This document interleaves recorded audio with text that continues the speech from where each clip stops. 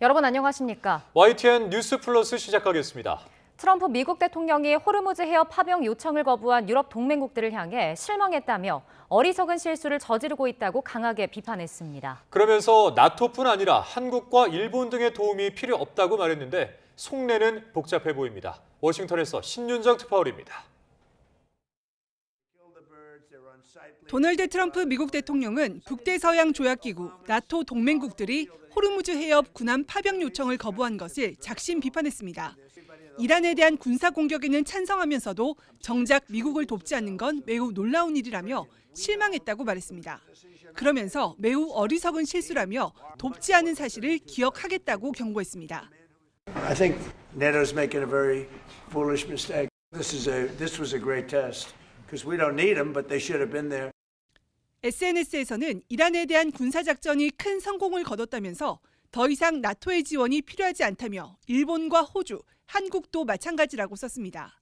그러면서 미국이 필요할 때 그들은 아무것도 하지 않을 걸로 생각해 왔기 때문에 놀랍지도 않다고 덧붙였습니다.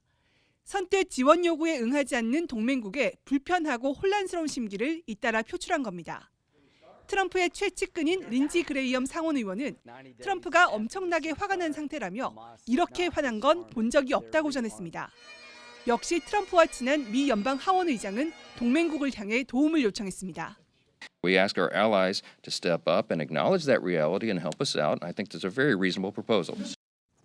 트럼프 대통령이 말을 바꾸면서 직접적인 파병 압박과 다국적 연합군 계획은 변동될 수 있지만 파병과 비용 분담 요구가 되살아날 가능성은 남아 있습니다.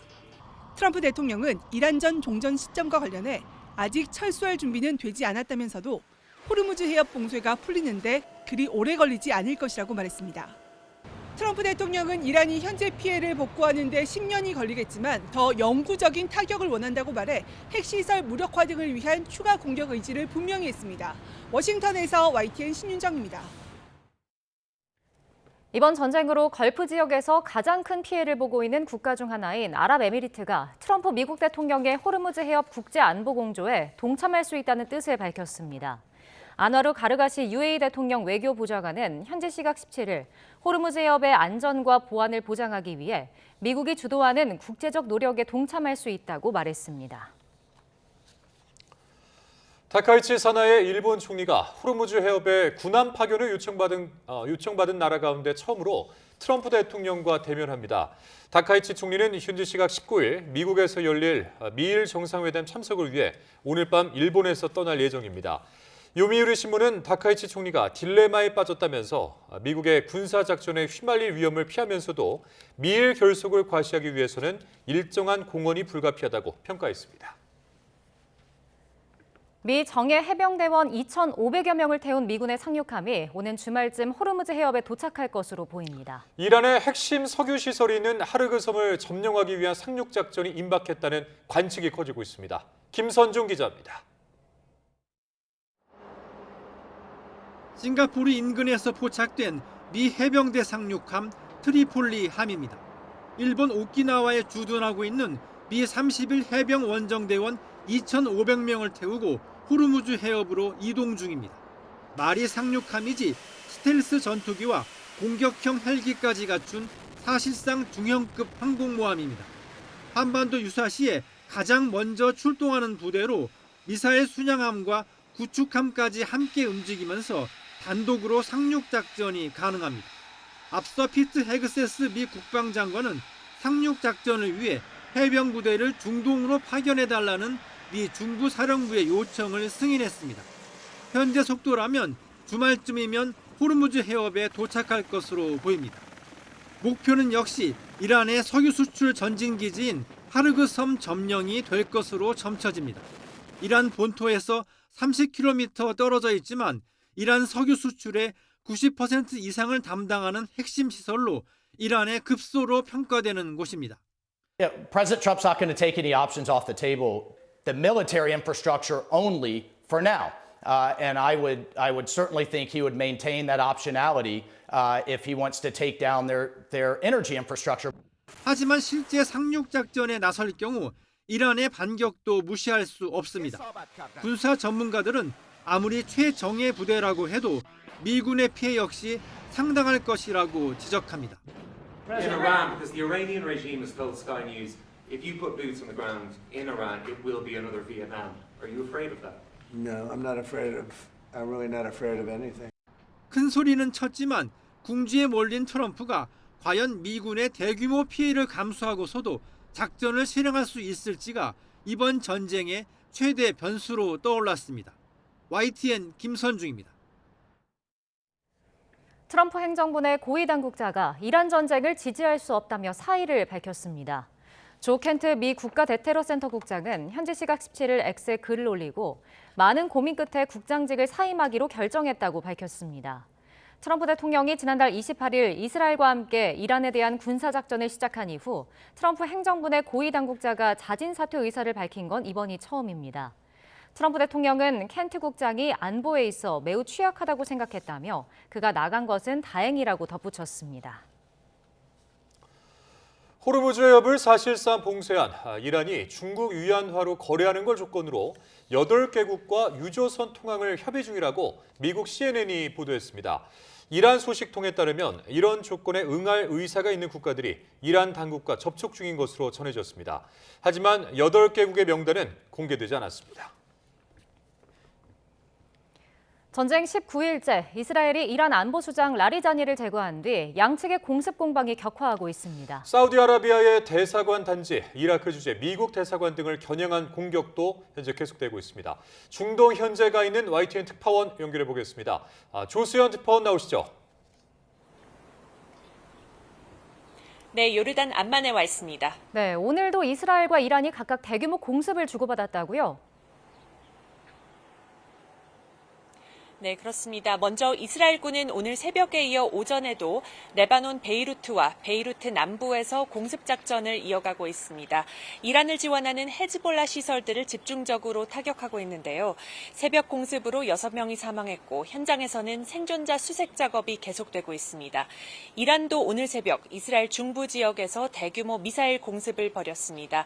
텔아비브 인근에서 2명이 숨졌고 예루살렘에서도 크고 작은 피해가 잇따랐습니다. 텔아비브 시내와 주변 지역에 미사일 파편이 흩어졌는데요. 현지 경찰 대변인은 텔아비브 외곽의 한 주택에는 집속탄이 떨어진 것으로 보인다고 말하기도 했습니다. 네, 주변국들도 연일 공격을 받고 있는데 현재 상황 어떤지 좀 전해주시죠. 네, 오늘도 중동 걸프 지역 각국이 이란의 미사일과 드론 위협에 분주하게 대응하고 있습니다. 사우디아라비아 당국은 수도 리야드에 있는 대사관 단지로 향하던 드론 2대를 격추했다고 밝혔습니다. 이에 앞서 미군이 주둔한 프린스 술탄 공군 기지 근처에서도 탄도미사일을 요격했고 동부 지역에서는 드론 7대를 격추했다고 합니다. 또 이라크 수도 바그다드 공항 인근에서 드론이 격추됐고 쿠르드족 거점인 북부 에르빌에서는 폭발음이 여러 차례 들렸습니다. 앞서 새벽에는 바그다드에 있는 미국 대사관이 또다시 드론 공격을 받았습니다. 이라크 내 친이란 무장 세력의 소행으로 추정되는데요. 지난 며칠 사이 미 대사관을 겨냥한 공격의 빈도가 높아졌습니다.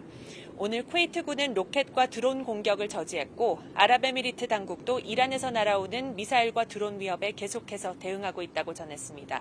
카타르군도 자국을 겨냥한 미사일 공격을 막아냈다고 밝혔습니다.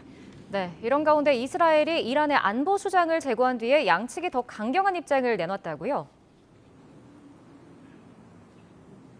네, 이스라엘군이 어제 오후에 라리자니를 표적 공습으로 제거했다고 발표한 뒤에 이란 정부도 사망 사실을 공식적으로 확인했는데요. 마수드 페제시키안 이란 대통령은 순교자들의 피로 자신의 손을 물들인 테러리스트 범죄자들을 기다리는 건 가혹한 복수라며 강경 대응을 천명했습니다. 이스라엘군은 이란의 새 최고 지도자로 선출된 뒤 아직 모습을 드러내지 않고 있는 모즈타바 하메네이도 추적해 제거하겠다고 경고했습니다. 라리자니는 지난달 28일 최고 지도자 알리 하메네이가 사망한 뒤 실질적으로 이란 안보와 대외 협상을 총괄해온 핵심 인물입니다. 이란 주요 수뇌부가 추가로 사망하면서 앞으로 전쟁에 어떤 영향을 미칠지 관심이 모아지고 있습니다. 지금까지 요르단 암만에서 YTN 조수연입니다. 이스라엘이 라리자니와 민병대 수장 솔레이마니를 제거한 데 이어 최고 지도자 모즈타바까지 찾아내겠다고 위협했습니다. 하지만 군사 전문가들은 이란의 지도부 참수 작전은 한계가 분명하고 오히려 역효과를 낼 수 있다며 우려한다고 뉴욕타임스가 전했습니다. 김잔디 기자입니다. 이스라엘은 이란의 실질적 최고 지도자인 알리 라리자니 등 2명을 제거했다며 군의 정보력과 군사적 역량을 자랑했습니다. 이란의 새 최고 지도자인 모즈타바 하메네이 역시 추적하겠다고 밝혔습니다.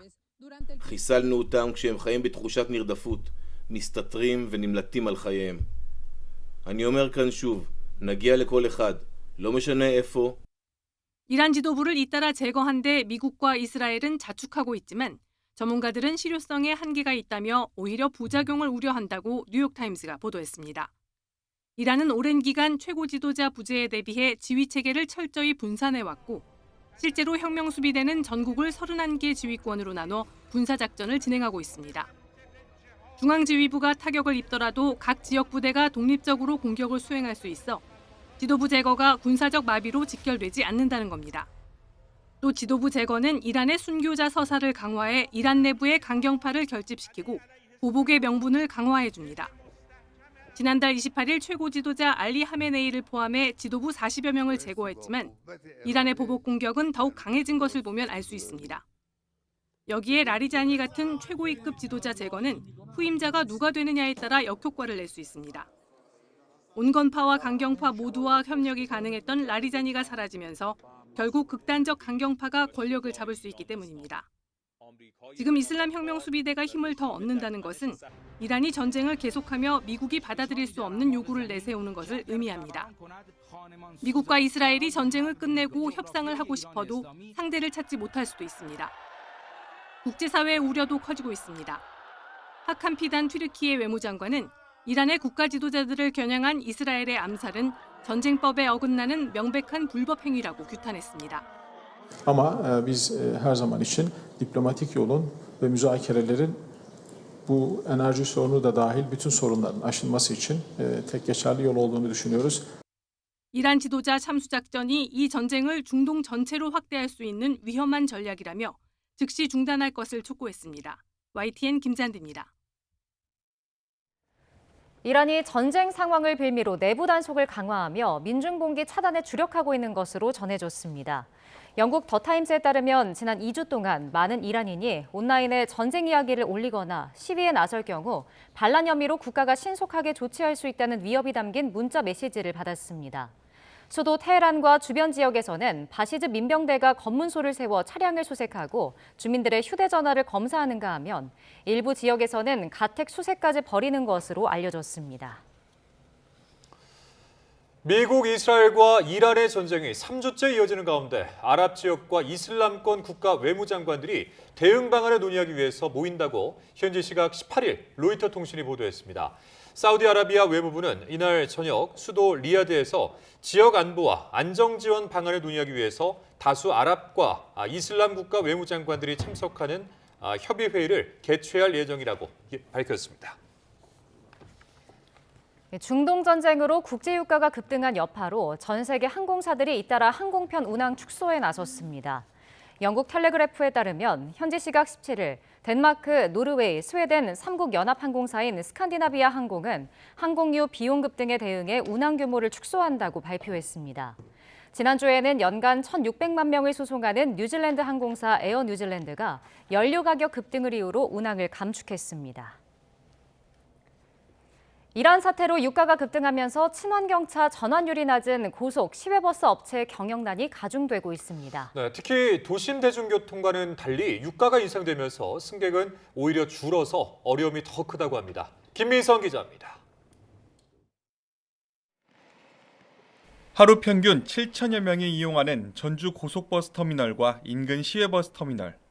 오가는 버스는 편수로 350여 대. 그러나 수소나 전기차는 고작 27대뿐입니다. 10대 중 9대 정도는 경유차인 겁니다. 전주 지역 시내버스가 친환경차 전환을 거의 끝마친 것과 대조적인데 대부분 장거리를 다녀야 하기 때문입니다. 그 결과 유가 인상에 직격탄을 그대로 맞고 있습니다. 이곳 터미널을 오가는 버스 한 대가 하루에 쓰는 경유는 130에서 150리터 정도. 지난달 말 1,600원대였던 경유 가격은 한때 1,900원대까지 치솟았습니다. 저희 회사 같은 경우에는 한 달에 평균 50만 리터의 경유를 사용합니다. 근데 기름값이 약 100원 정도 올랐을 때 한 달에 평균적으로 월 5천만 원 정도의 고정비가 상승합니다. 나가는 돈은 늘었는데 승객 수가 조금 줄면서 수입은 오히려 감소했습니다. 업계에선 시민들의 소비 심리가 위축된 탓으로 분석하고 있습니다. 저희가 3월 1일부터 지금까지 터미널 이용객을 봤을 때 전년 대비 2% 정도 줄어든 것으로 확인을 하고 있습니다. 그 이유가 유가 인상으로 인해서 소비 심리가 위축되면서 여행이나 또 장거리 이동에 대한 수요가 줄어들어서 이런 사정을 고려해 국토교통부가 유가 연동 보조금 지급 기간을 4월 말까지 2달 연장하기로 한 상황. 연료비 부담은 늘고 승객은 줄어드는 이중고 속에 고속 시외버스 업계가 불안한 시선으로 이란 전쟁 상황을 지켜보고 있습니다. YTN 김민성입니다. 네, 호르무즈 해협 봉쇄 국면이 길어지면서 원유 수급 불안이 현실화하자 정부가 원유에 대한 자원안보 위기 경보를 관심에서 주의 단계로 격상했습니다. 비축유 2,200만 배럴을 풀기 위한 구체적인 계획도 마련하고 있습니다. 손효정 기자입니다. 정부가 원유에 대한 자원안보 위기 경보를 2단계인 주의로 높였습니다. 지난 5일 관심 경보를 발령한 지 13일 만에 한 단계 더 올라선 겁니다. 자원안보 위기 경보는 관심 주의, 경계 심각 이렇게 4단계로 나뉘는데 중동 사태에 따른 원유 수급 우려가 일부 현실화되면서 경보 단계도 격상됐습니다. 정부는 중동 산유국의 생산, 수송시설 피해로 원유 생산이 차질을 빚고 브렌트유 가격이 40% 급등하면서 주의 발령 요건을 채웠다고 판단했습니다. 중동 상황의 장기화 가능성이 커지고 원유 생산과 수송 여건이 악화되면서 공급망, 무역, 산업 전반에 걸쳐 불확실성이 높아졌기 때문입니다. 경보 단계가 높아지면서 비축유 방출도 가시화될 전망입니다. 우리나라에 할당된 비축유 2,246만 배럴을 어느 시점에 얼마나 방출할지 구체적인 계획을 마련하고 있습니다. 산업통상부 관계자는 정유사 재고와 국내 원유 수급량을 지켜보고 있다며 이에 따라 구체적인 방출 시기와 물량을 결정할 것이라고 전했습니다. 이 밖에 정부는 국제 공동비축 우선 구매권을 행사하고 대체 물량을 확보해 공급을 최대한 늘리기로 했습니다. 또 공공부문부터 에너지 절약 대책을 시행하되 필요할 경우 민간에도 의무적인 수요 감축 조치를 도입할 계획입니다. 천연가스는 위기경보 관심 단계가 유지됩니다. 정부는 천연가스 국제 가격이 급등했지만 국내 재고가 충분한 만큼 수급 상황을 점검하며 대응해 나가겠다고 밝혔습니다. YTN 손효정입니다. 강훈식 대통령 비서실장이 아랍에미리트가 우리나라에 최우선으로 원유를 공급하기로 약속했다고 밝혔습니다. 대통령 전략경제협력 특사로 아랍에미리트를 방문하고 돌아온 강 실장은 오늘 청와대에서 브리핑을 열고 아랍에미리트 측이 한국보다 먼저 원유를 공급받는 나라는 없을 것이라고 말했다고 밝혔습니다. 이어서 언제든 아랍에미리트를 통해 원유를 긴급 구매하도록 합의했고 1,800만 배럴을 긴급 도입하기로 확정했다고 설명했습니다. 앞서 공급받은 600만 배럴을 더하면 모두 2,400만 배럴 규모입니다. 네, 중동 전쟁 상황 전문가와 함께 짚어보겠습니다. 백승훈 한국외대 중동연구소 전임연구원 그리고 송태훈 국립외교원 교수 두 분 나오셨습니다. 어서 오십시오. 네, 안녕하십니까. 네, 트럼프 미국 대통령 호르무즈 해협 군함 파견을 이제 동맹국들에게 좀 요구를 했었는데 또 말이 바뀐 것 같더라고요. 뭐 나토는 물론이고 우리나라나 일본도 이제 필요 없다라고 한 건데 이렇게 분노 표출하는 모습을 보였어요. 네네. 이게 처음에 압박을 했는데 압박이 잘 먹히지 않으니까 그 공을 동맹국한테 던진 거라고 보시면 될 것 같습니다. 근데 이걸 잘못 판단을 해서 우리가 안 보내도 되는가 보다 이렇게 하면 안 되고 네. 말 그대로 공을 던진 겁니다. 그러니까 어떻게 보면 내가 요청할 때 줬으면 됐을 텐데 이제 모르겠다. 네가 알아서 갖고 와 하는 식으로 이렇게 던진 거거든요. 그러니까 이제 또 프레임의 전환입니다. 어떤 프레임이냐면 참여 자체를 묻는 거였었는데 이렇게 다니까 이제 동맹의 태도의 문제를 삼는 겁니다. 아니 내가 여태까지 이렇게 해줬었고 이렇게 이끌어왔는데 내가 힘들 때는 안 해? 해서 동맹의 태도에 이렇게 하면서 이제 압박 수위를 다른 차원으로 이 태도의 문제를 삼아서 내가 다른 청구서들을 내밀 거니까 준비해라 이런 식으로 하는 또 다른 압박 카드로 봐야지 이게 진짜 안 와도 돼 이런 그 목소리 메시지는 아닙니다. 그리고 지금 그게 아마 지금 미일 정상회담에서 실제적으로 나타날 겁니다. 그래서 아마 트럼프 대통령은 뭔가를 요구를 하고 일본은 그거에 응하는 형식의 것들이 이루어질 거라고 보고 있습니다. 우리 송 교수님은 어떻게 바라보고 계십니까? 이 트럼프의 이제 전략이라고 봐야 될까요?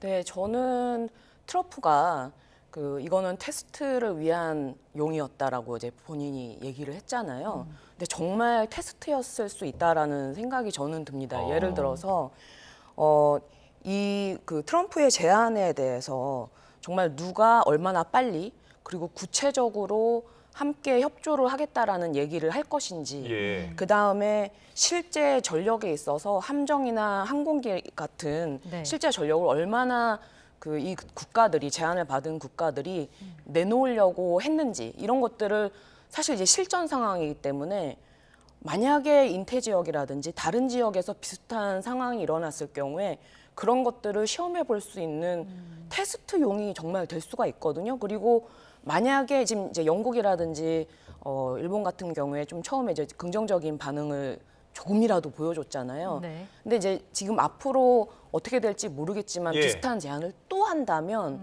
그러면 이들 국가와 만약에 정말 작전이 진행이 된다면 이 국가들과 어떤 수준에서 그 작전의 범위들이라든지 역할 분담을 할 것인지 이런 것을 저는 진짜 시험을 한 것이라고 저는 사실은 봅니다. 그럼 그때는 네. 받아야 될까요?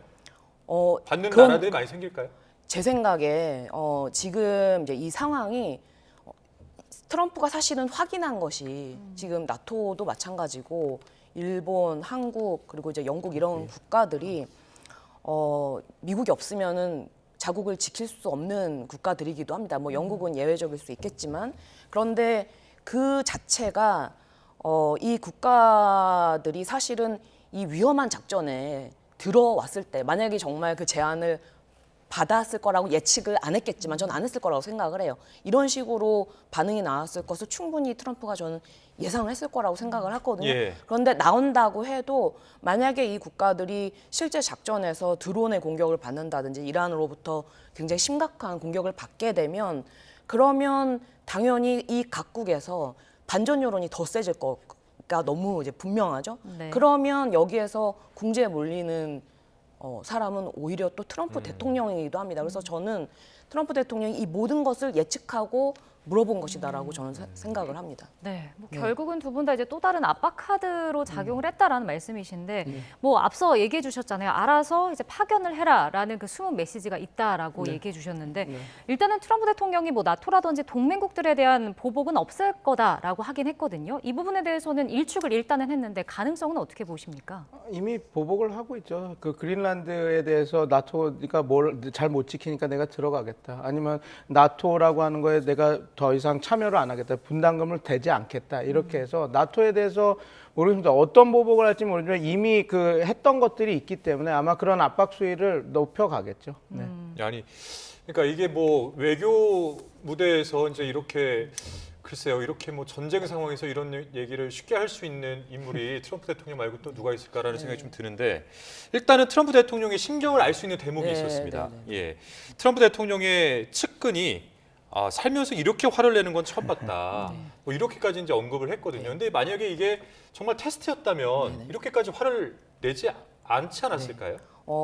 이 국제 정치적인 상황은 이제 화를 냈다. 이것도 연출된 하나의 각본일 수 있다고 이것도 연출됐다. 네, 저는 생각을 합니다. 왜냐하면 아까 이제 제 예측에 의하면 이런 식으로 국가들이 굉장히 소극적으로 나올 것이 굉장히 예측하기 쉬운 상황이었고 저는 그렇기 때문에 트럼프가 이 국면을 자국 국민에 대한 메시지로서 활용하는 측면이 있다. 봐라.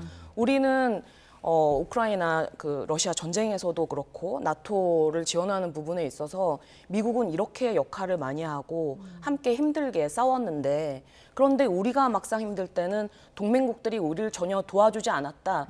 그러니 나토로부터 우리가 탈퇴를 하고 이들 국가의 방위비에 대해서 굉장히 강력하게 압박을 가하는 것이 모두 정당화될 수 있는 하나의 명분을 마련하기 위해서 이 국가들의 소극적인 반응을 이용하고 굉장히 화난 이 상황을 연출을 하고 그리고 그 다음에 이제 나토와의 방위비 협상 이런 데 충분히 이런 것들을 이용할 수 있는 거죠. 제가 보기에는 트럼프는 이제 협상의 달인인데 트럼프가 원하는 그 시나리오대로 착착착착 진행이 된다고 저는 오히려 좀 그렇게 보고 있습니다. 네. 그러니까 연출된 각본이고 이렇게 거부를 할 것을 예상했다라는 이제 교수님의 말씀이셨는데 그럼 이후에 트럼프 대통령이 원하는 시나리오라든지 그 전략은 어떻게 흘러가는 걸까요?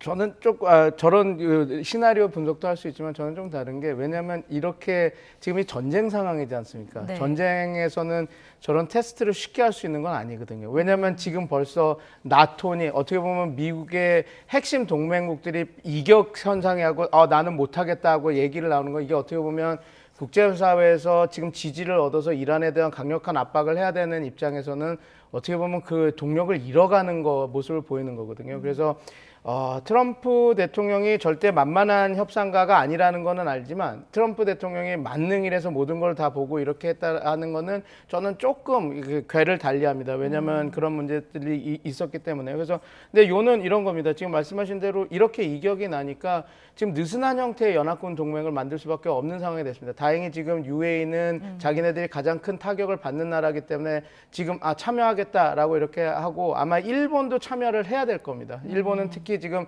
일본에서 쪽에서도 나오는 여러 가지 메시지가 우리가 최악의 상황에 트럼프를 맞닥뜨리게 됐다. 왜냐하면 그러니까 벌어지기 전에 정상회담이 잡혀 있었고 하기 때문에 이렇게 면대면으로 이렇게 얘기를 해야 되는데 이미 트럼프 대통령은 공개 청구서를 뿌렸거든요. 그러니까 공식 요청은 다 하지 않았는데 공개 청구서. 그러니까 나는 특히 일본에서는 소외 능력, 그러니까 그 기뢰나 이런 것들을 다 이렇게 회수하거나 이거를 제거할 수 있는 그 능력을 원하니까 참여했으면 좋겠다고 이미 던진 상태입니다. 근데 아마 일본 측에서는 다카이치 총리는 지금 미국으로 가면서 되게 골머리를 쌀 겁니다. 왜냐하면 기뢰라고 하는 것을 소외하는 그 작전은 가장 위험한 작전이거든요.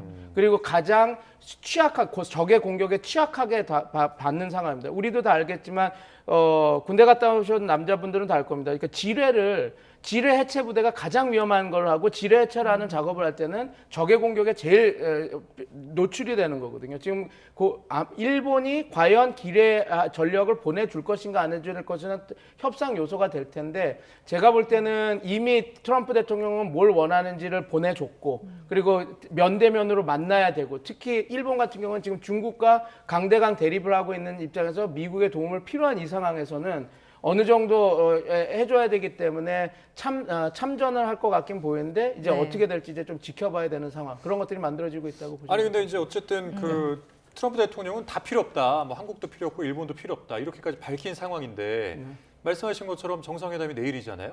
그럼 이 자리에서 트럼프 대통령은 다시 일본에게 뭔가를 공식적으로 요청할 가능성이 있다 이렇게 보시는 거예요? 그런 식으로 그림을 그리진 않겠죠. 예를 들어서 적당한 합의를 하고 하면 트럼프 대통령은 이렇게 얘기할 겁니다. 우리가 좋은 대가 됐다. 일본도 적극적으로 참여하고 이렇게 하기로 얘기가 됐다. 너무 감사하다. 이렇게 얘기를 하고 애둘러서 공식적으로 사인된 건 없으니까 이제 이런 식으로 압박을 하겠죠. 우리 기억 한번 복귀해 보면 그 관세 협상도 마찬가지 않았습니까? 다 좋게 했는데 정확한 어떻게 할 것이라고 하는 것들이 그 서류로 돼 있지 않았기 때문에 그래서 트럼프 특유의 외교 전략이 이렇게 있고 지금 어떻게 보면 일본 입장에서는 상당히 불리한 조건으로 이렇게 가야 되는데 이제 이게 그냥 우리 입장에서는 뭐가 문제냐면 일본이 만약에 참여하게 된다면 우리도 마냥 참전을 안 할 수 있는 상황은 아니거든요. 그래서 우리가 지금 일본이 어느 수준까지 되고 지금 트럼프 대통령이 일본과 어떻게 얘기를 해서 참전을 이끌어내고 하는지를 잘 봐야 우리가 그거에 대비를 할 수 있을 것 같습니다. 왜냐하면 우리가 그냥 단순히 이건 전시 상황이라서 국회 비준이 필요하다. 의회에서 우리가 투표를 해야 된다라고 해서 마냥 끌 수 있는 상황도 아니거든요. 그래서 지금 일본의 정상회담이 중요할 거고 말씀하신 대로 필요 없다라고 얘기는 했지만 아마 분명히 마크에서 얘기를 하고 일본이 전향적으로 나오기로 해서 우리가 이렇게 했다. 너무 감사하다. 역시 일본은 나의 트루 얼라이언스다. 이런 식으로 얘기할 수 있는 충분히 있습니다. 네, 지금 뭐 다카이치 총리는 호르무즈 해협에 뭐 자위대를 파견할 것이냐 이런 질문에 뭐 계획하고 있지는 않다 지금 시점에서라고 밝혔거든요. 뭐 어떨까요? 사실상 거부했다고 받아들여야 할까요? 전장 상황은 계속 변화를 하기 때문에 이게 거부를 했다, 참전을 한다 이런 식으로 표현하기는 어렵고 신중한 입장을 좀 표하고 있는 걸까요? 신중한 입장을 보이면서 그렇지만은 일본이 그 지금 당장 군사 작전에 참여할 유인은 없죠. 왜냐하면 트럼프가 됐다라고 다른 국가들한테도 얘기를 한 상황이기 때문에 그런데 이제 저는 만약에 일본이 이 상황에서 조금 적극적으로 움직인다면 군사 작전에 참여하기보다는 그 호르무즈 해협의 입구와 외곽에서 이제 자국의 유조선들을 그 보호하는 그러니까 위험 구간에 그 들어가기 전과 이후 그 정도 상황에서 그 자국의 유조선들을 보호하는 요 정도 수준에서도 굉장히 적극적인 다른 국가들에 비해서 적극적인 그 제안을 할 수 있다 이렇게 보고요. 그리고 굉장히 장거리에서 그 감시 정찰, AI 기반의 어떤 감시 정찰 활동이라든지 안전 관리라든지 뭐 호송의 임무라든지 이 정도 수준에서는 당연히 이제 도울 부분이 있고 그 부분 관련해서는 청해부대도 네. 또 요청을 받을 수도 있다고 생각을 합니다. 아직은 전장 상황이 유동적이기 때문에 네, 거부다 아니다 이런 식으로 말하기는 어려울 것 같아요. 네, 일본 입장에서는 이제 미일 정상회담이 이제 내일 이루어지는데 네. 일본 입장에서 뭔가 좀 먼저 이렇게 선제적으로 선물을 내밀려고 하는 움직임도 있을 것 같아요. 그럴 가능성은 어떻게 보세요? 네, 제가 사실 어제 그저께 일본 출장을 다녀왔습니다. 예. 근데 이제 만났던 분들이 사이버 안보 관련된 보안 관련된 분들을 만났는데요. 사실 이 얘기를 제가 살짝 물어봤어요.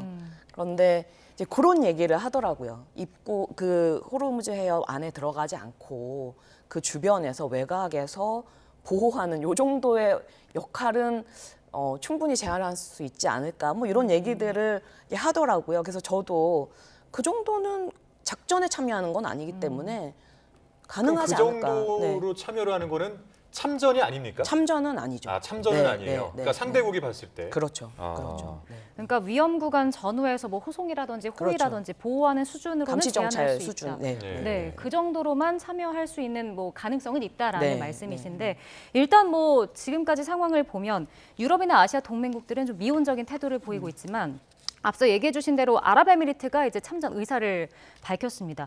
다른 걸프국들은 어떻게 나올 수 있을까요? 가능성에 대해서 보신다면요? 조금 지켜보고 있을 겁니다. 왜냐하면 지금 유엔은 왜 참여를 하게 결정을 했냐면 지금 가장 많은 공격을 받은 나라고 네. 지금 이란 입장에서는 제한된 그 병력으로 제한된 전력으로 가장 큰 효과를 낼 수 있는 타겟이 UAE이기 때문에 공격을 하고 있거든요. 네. 후사이랑도 공격했던 이유가 거기가 호르무즈 해협을 우회할 수 있는 송유관이 있기 때문에 공격을 함으로써 우리가 끝까지 너네들의 호르무즈 해협과 석유 관련한 것들을 이렇게 압박을 하겠다라는 걸 보여주고 지금 어찌됐건 UAE는 우리가 잘 아시는 것처럼 관광, 물류 그리고 금융의 허브로서 역할을 많이 하거든요. 부동산 투자도 마찬가지고. 그러니까 그런 것들 우리가 가장 극적인 효과를 낼 수 있습니다. 그런 고층 건물을 때려서 이렇게 니네들이 만든 국제 금융 시장과 국제 물류 시장이 이렇게 공격을 당할 수도 있다라고 하는 건 어떻게 보면 선전 효과로서는 가장 좋거든요. 네. 거기다가 공격하기가 너무 쉬운 타겟입니다. 이란과 제일 가까이 있고 모든 우리가 아는 아부다비, UAE 뭐 이런 다 주요 도시가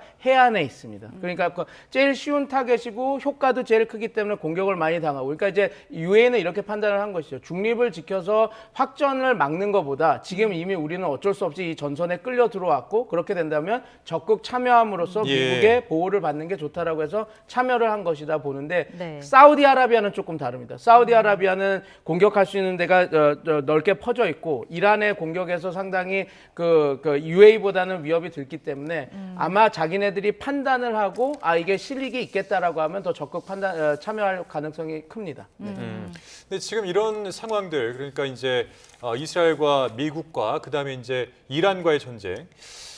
트럼프 대통령 정부 내부에서도 뭔가 비판의 목소리들이 많이 나오고 있는 것 같아요. 그러니까 트럼프 대통령의 뭐 최측근으로 불렸던 인사들 중에는 미국의 국익을 위해서 이번 전쟁이 시작된 것이 아니라 이스라엘과 미국 내 로비로 이제 시작됐다. 그러면서 이제 뭐 수장이 사퇴를 하기도 했고.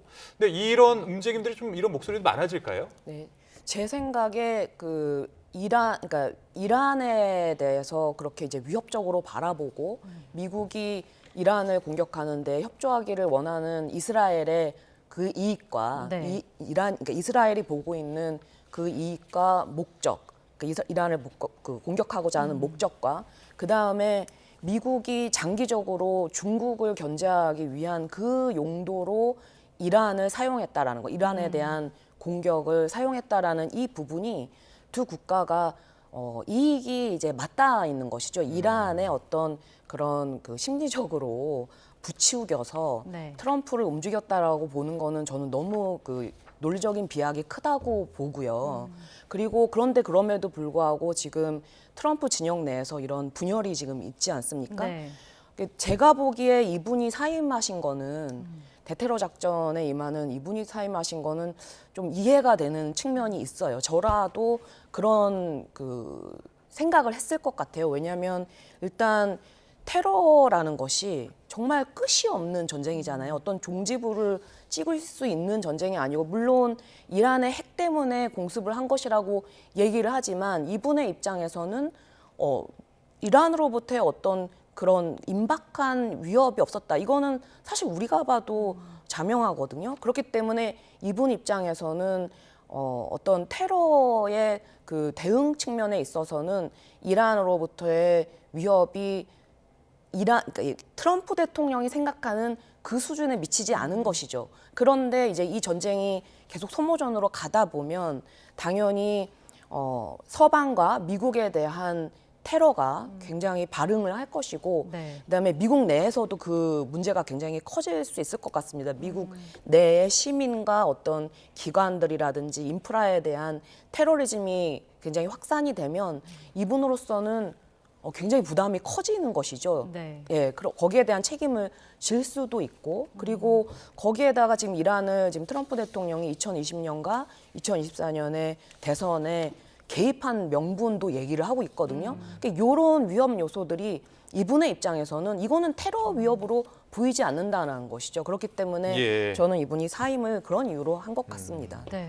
뭐 고위 당국자가 이렇게 이란 전쟁에 대해서 좀 부정적인 입장을 밝히면서 사의를 표했고, 말씀하신 대로 이제 미국 내에서도 여론이 좋지 않을 수 있잖아요. 이게 미국 사회 파장을 어떻게 불러일으킬지, 또 출구 전략을 어떻게 세울지가 궁금해지거든요. 어떻게 보시나요? 이 켄트 대테러 그 국장은 어떻게 보면 마가 세력에서 뭐 트럼프 대통령의 열렬 지지자였고, 저도 이분이 마지막에 사직서를 쓴 걸 봤는데 이게 표현이 맞는 건지 좋을지 모르겠는데 저는 홍장원 그 국정원 제2차장이 생각이 났습니다. 왜냐하면 그 얘기할 때 저 대통령 너무 좋아했습니다. 하라는 거 다 하고 싶었습니다. 그러나 이런 거 하는 거 아니지 않습니까랑 너무 중첩됐습니다. 너무 나가 지지를 하고 마가로 돌아오고 우리가 그때 트럼프로 돌아왔으면 좋겠다 얘기하는데, 마가 지지자들은 결국은 이겁니다.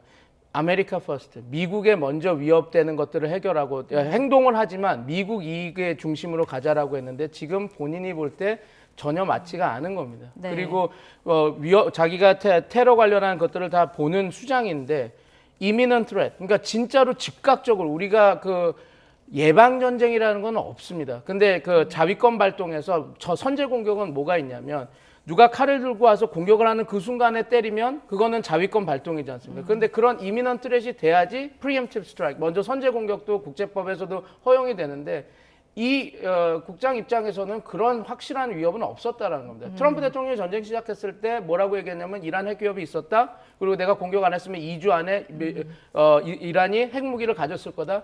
그 증거는 하나도 없습니다. 지금 있는 거는 60% 농축 우라늄 450kg이고, 그걸 우리가 언론에서는 11개 핵폭탄 분량이라고 하는데, 이건 제가 어떻게 설명을 드릴 수 있냐면, 저 사람은 200명을 죽일 수 있는 무기를 갖고 있어. 근데 뭔가 해서 갔더니 칼이 10개가 있는 겁니다. 근데 이게 칼이 10개 있는데 이게 살인무기입니까?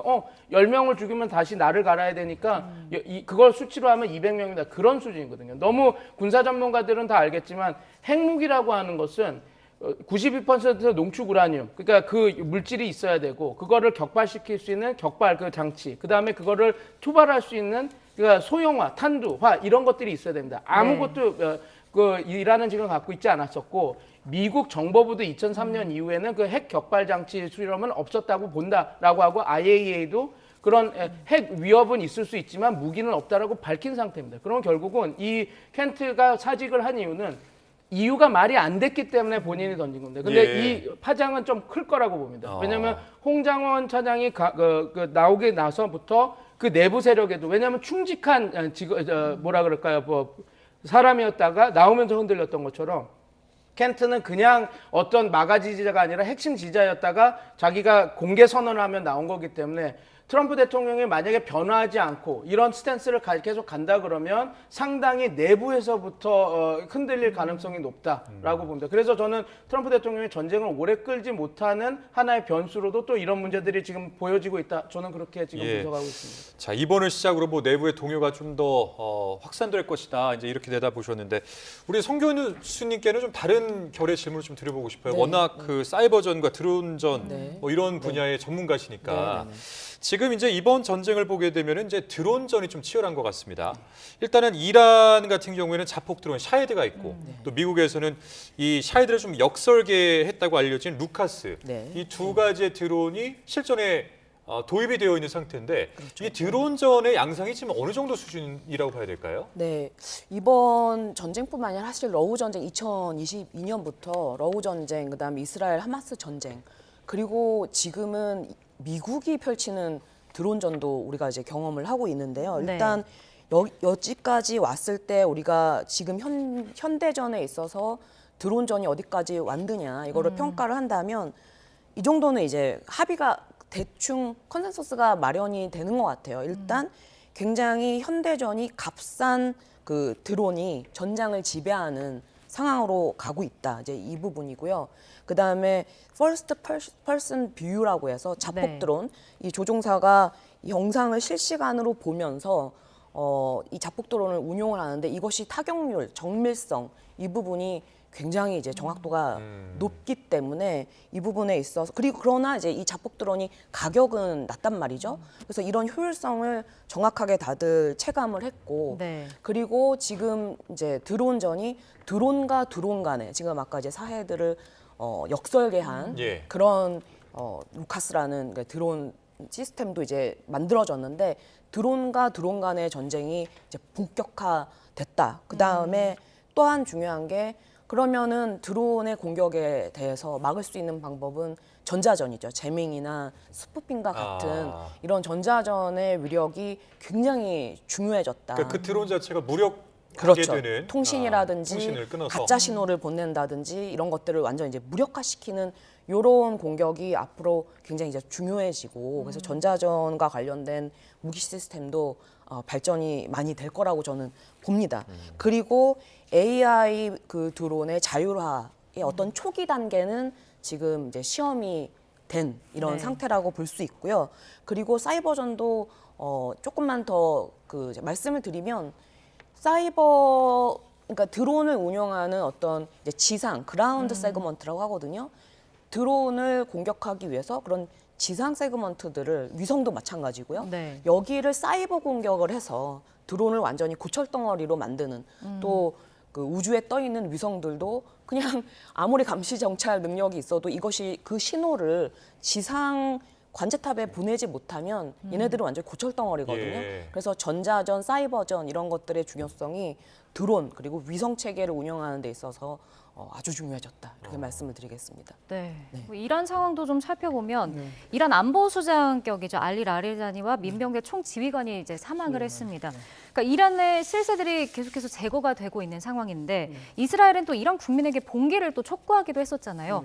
뭘 이렇게 원하는 걸까요? 이게 이란 봉기가 일어날 수 있다라고 보는 건지 아니면 뭐 내부에서 좀 분열을 원하는 거죠? 의문이 들거든요. 어떤 걸까요? 봅니다. 그 내부에서 이렇게 그 내부 분열이 일어나기가 쉽지 않다라는 것을 이미 이스라엘도 파악하고 자기네들도 레짐 체인지가 아니라 레짐 체인지, 그러니까 정권 교체가 거의 될 수 있을 수준까지 몰아붙이겠다 이렇게 얘기한 거라서 후자라고 생각을 하고 여기서 제가 이런 그 여러 가지 이런 공격들이 잘 먹히지 않겠다라고 하는 생각이 전 요번에 최근에 들었는데 최근에 제가 이란에 있는 저희 동기들, 그러니까 박사 동기들을 많이 연락이 최근에 됐습니다. 그러니까 그 전까지 계속 연락이 안 되다가 됐는데 이 친구들이 다 카메네이 정권에 반대하던 사람들이었거든요. 근데 이런 얘기를 합니다. 자기네들이 이제 엘리트고 자기가 사는 곳에 그런 혁명 수비대 장교들도 있고 해서 여기가 지금 계속돼서 타격을 받아서 밤이면 다 사람들이 집에 있지 않고 나간답니다. 그럼 나가서 어딜 가냐라고 얘기했더니 유적 사이트, 그러니까 유네스코 헤리티지 사이트라든지 아니면 그런 문화재 곳으로 나간답니다. 그래서 제가 왜 나가냐 했더니 설마 여기를 때리겠어요. 왜냐면 그것도 국제법 위반이거든요. 그런 유네스코나 이런 시절. 그래서 거기에 모였는데 근데 이런 얘기가 된답니다. 모여서 카메네이를 욕하고 야 카메네이 때문에 우리가 이렇게 된다.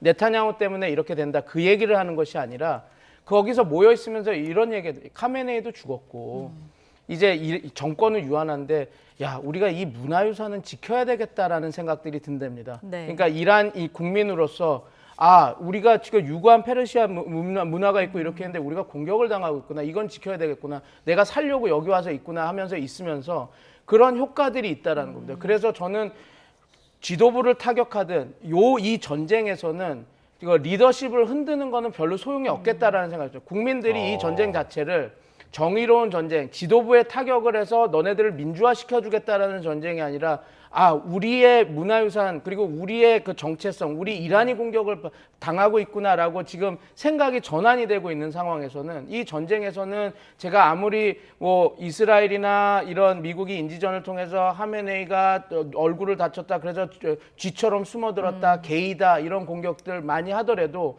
지금 이런 상황이라고 한다면 그래서 국민들이 아 이건 우리 이란 민족이라고 하는 이란에 대한 공격이라고 생각을 받아들이는 순간 과연 이런 분열 전략과 민중과 지도층을 분리하는 전략이 성공할 수 있을까라고 하는 회의감이 좀 들어서 아마 그 이란 입장에선 뭐 모스타바의 여러 가지 그런 이야기들이 나오는데 그게 과연 그렇게 크게 그 영향을 끼칠까라는 생각이 좀 들었었습니다. 근데 이제 이런 상황에서 어떻게 보면 이제 이란 국민들의 강력한 구심점이 되려면 모스타바가 좀 이렇게 전면에 나와서 메시지도 던지고 뭐 이렇게 할 필요가 있을 것 같은데 이스라엘에서는 또 모스타바 하메네이도 추적해서 제거하겠다 이렇게 밝혔잖아요.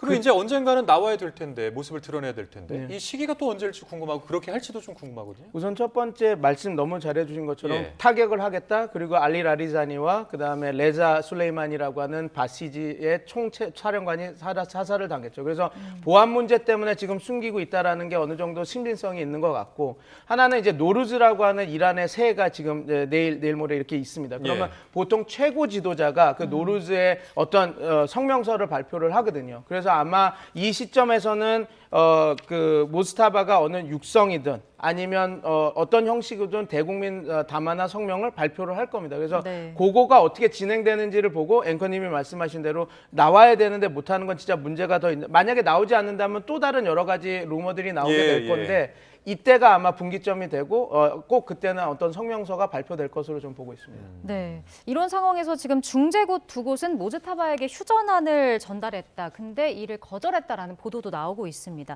어떻게 보면 항전 의지가 좀 강하다라는 뜻으로 받아들여지는데 이번 이 실세들의 사망이 이 결정에는 좀 어떤 영향을 미칠 수 있을까요? 네, 제 생각에 이제 심리전적으로 보자면 항전 의지가 가장 높을 때는 어떤 때냐면 잃을 것이 더 이상 없을 때인 거죠. 지금 협상의 여지도 없고 그리고 이제 이란의 지도부들이 많이 사망을 했기 때문에 이란 지도부로서는 시민들을 인질로 계속 만들면서 항전하는 것이 그렇게 해서 잃는 것이 없는 것이에요. 그래서 계속 그렇게 항전할 수밖에 없는 그 선택지밖에 없기 때문에 계속 그렇게 갈 것이고 그리고 이제 그 사이에 러시아라든지 이제 우방들의 지원을 이 이란이 확보할 수 있다면 이란이 정말 원하는 그 소모전으로 갈 수가 있고 그러면서 중동 내의 다른 국가들 지금 이제 미국의 편에 서 있는 그런 국가들을 공격하다 보면 이게 이제 국제 여론에도 영향을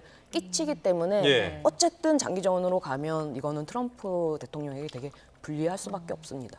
알겠습니다. 오늘 두 분 말씀 여기까지 듣겠습니다. 지금까지 백승훈 한국외대 중동연구소 전임연구원, 송태훈 국립외교원 교수와 함께했습니다. 오늘 말씀 고맙습니다. 고맙습니다. 감사합니다.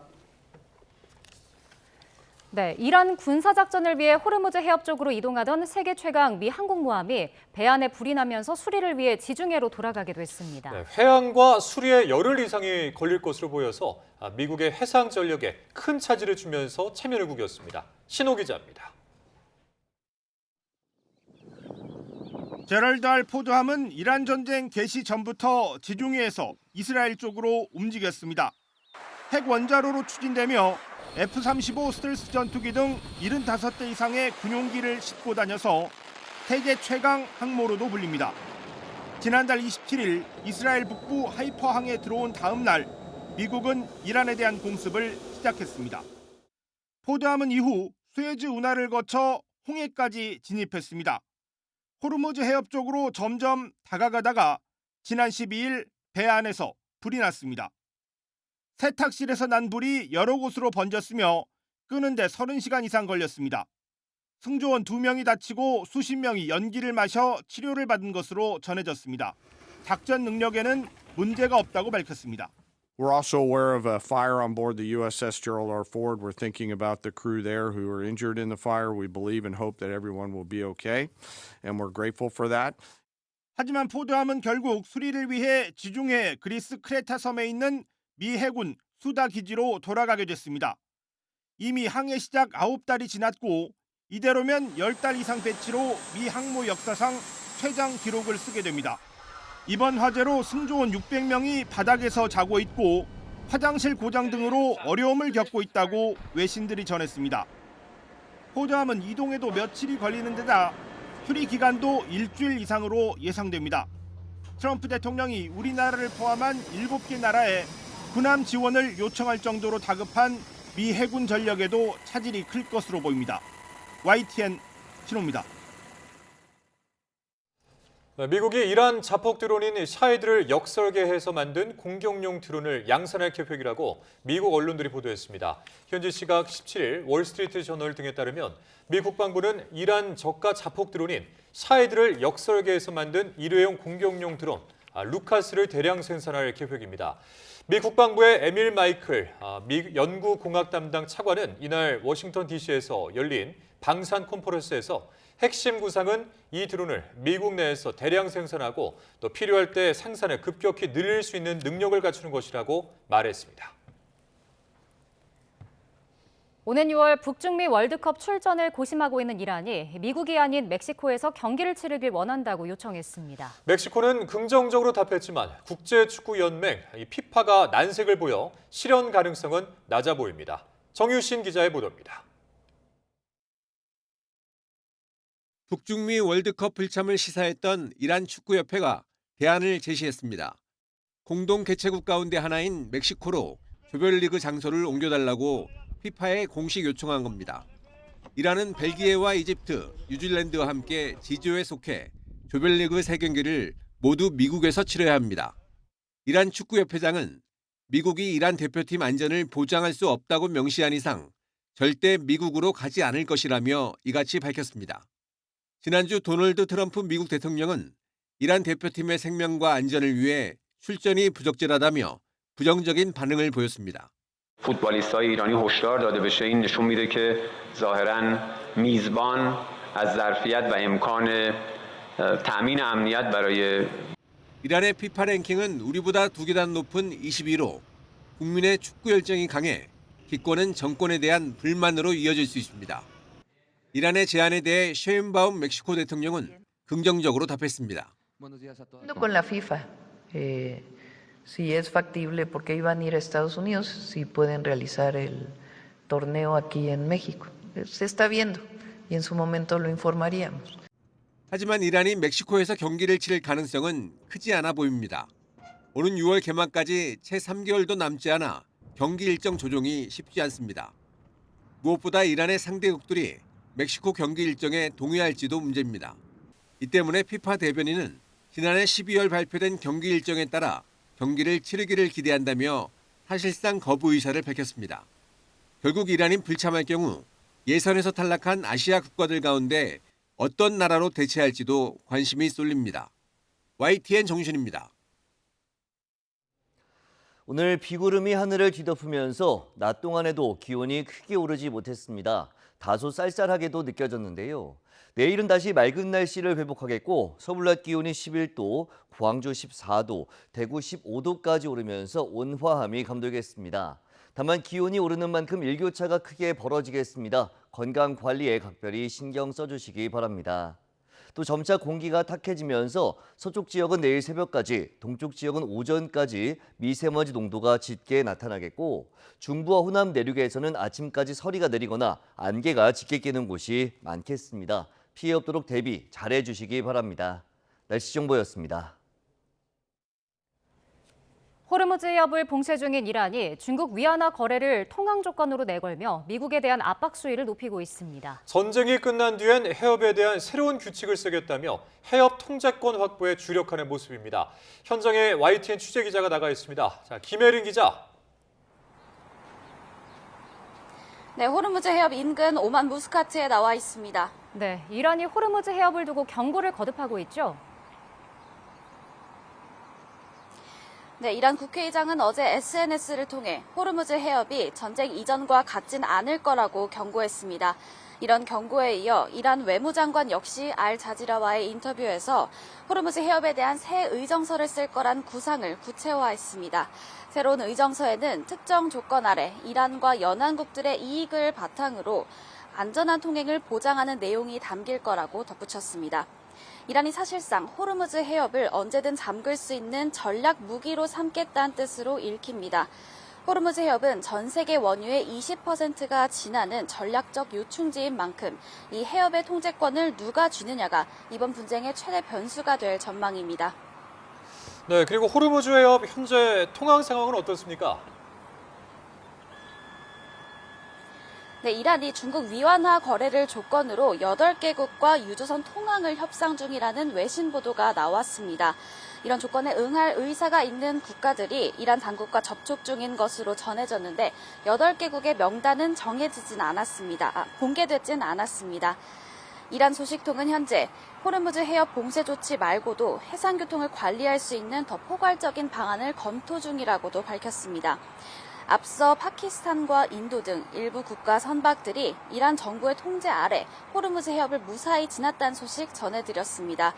이란이 호르무즈 해협 선별 통제를 본격화하는 상황에서 위안화 결제를 통항 조건으로 내걸어 달러 패권에도 균열을 내겠다는 의도로 풀이됩니다. 네, 이에 맞서서 미국은 이란의 미사일 기지를 공습했다고요? 네, 미군은 우리 시간으로 오늘 오전 호르무즈 해협 근처 이란 미사일 기지를 지하관 통탄 여러 발로 공격했습니다. 벙커버스터라고도 불리는 이 폭탄은 두꺼운 콘크리트 벽도 뚫어내는 무기입니다.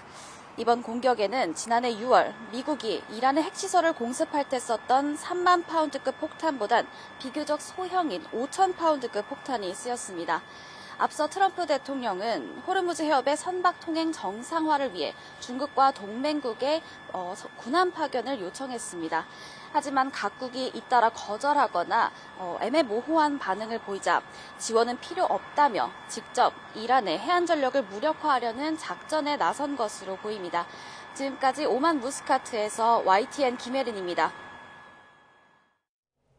이스라엘이 레바논 내 친이란 무장 조직 헤즈볼라 근거지에 대한 공격을 강화하면서 지상군까지 투입했습니다. 레바논에는 여전히 우리 교민 120여 명이 머물고 있는데 정부는 교민들에게 즉시 레바논을 떠날 것을 강력 권고했습니다. 홍선기 기자입니다.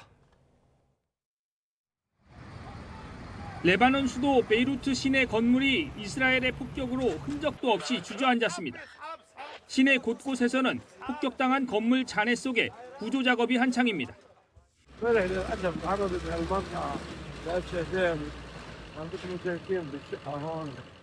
이스라엘은 친이란 무장 조직 헤즈볼라의 근거지라며 레바논에 대한 공격을 강화하고 있습니다. 레바논 남부 국경엔 지상군까지 대규모로 투입하면서 헤즈볼라와의 싸움이 장기전으로 치달을 가능성이 높아졌습니다. 우리 정부는 이미 레바논 남부는 여행 금지, 나머지 전 지역에는 출국 권고에 해당하는 여행 경보를 내린 상태입니다. 단기 체류자들은 대부분 떠났지만 교민 120여 명은 여전히 레바논에 남아있는 상황. 정부는 레바논 상황이 심상치 않다고 보고 교민들에게 그나마 공항이 열려 있을 때 빨리 레바논을 떠나달라고 당부했습니다. 주 레바논 한국 대사관 역시 지금 같은 상황에 생업 등을 위해 남는 것은 가족의 생명을 위험에 빠뜨리는 것이라며 즉각적인 철수를 권고했습니다. 그러면서 지금 떠나지 않으면 정부가 안전을 도모하기 어려울 수도 있다며 상황의 심각성을 전하기도 했습니다. YTN 홍성기입니다.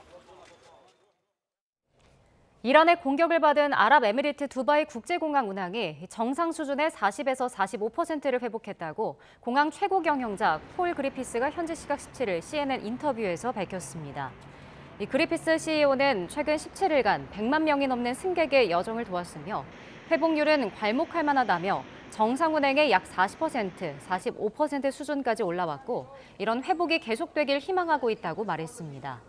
두바이 공항 항공편 운항은 지난 16일 이란 드론이 근처 연료 탱크에 맞아 큰 불이 나면서 한동안 중단됐으며 밤에 이란의 미사일과 드론 공격이 계속돼 UAE 영공 일부가 폐쇄되기도 했습니다.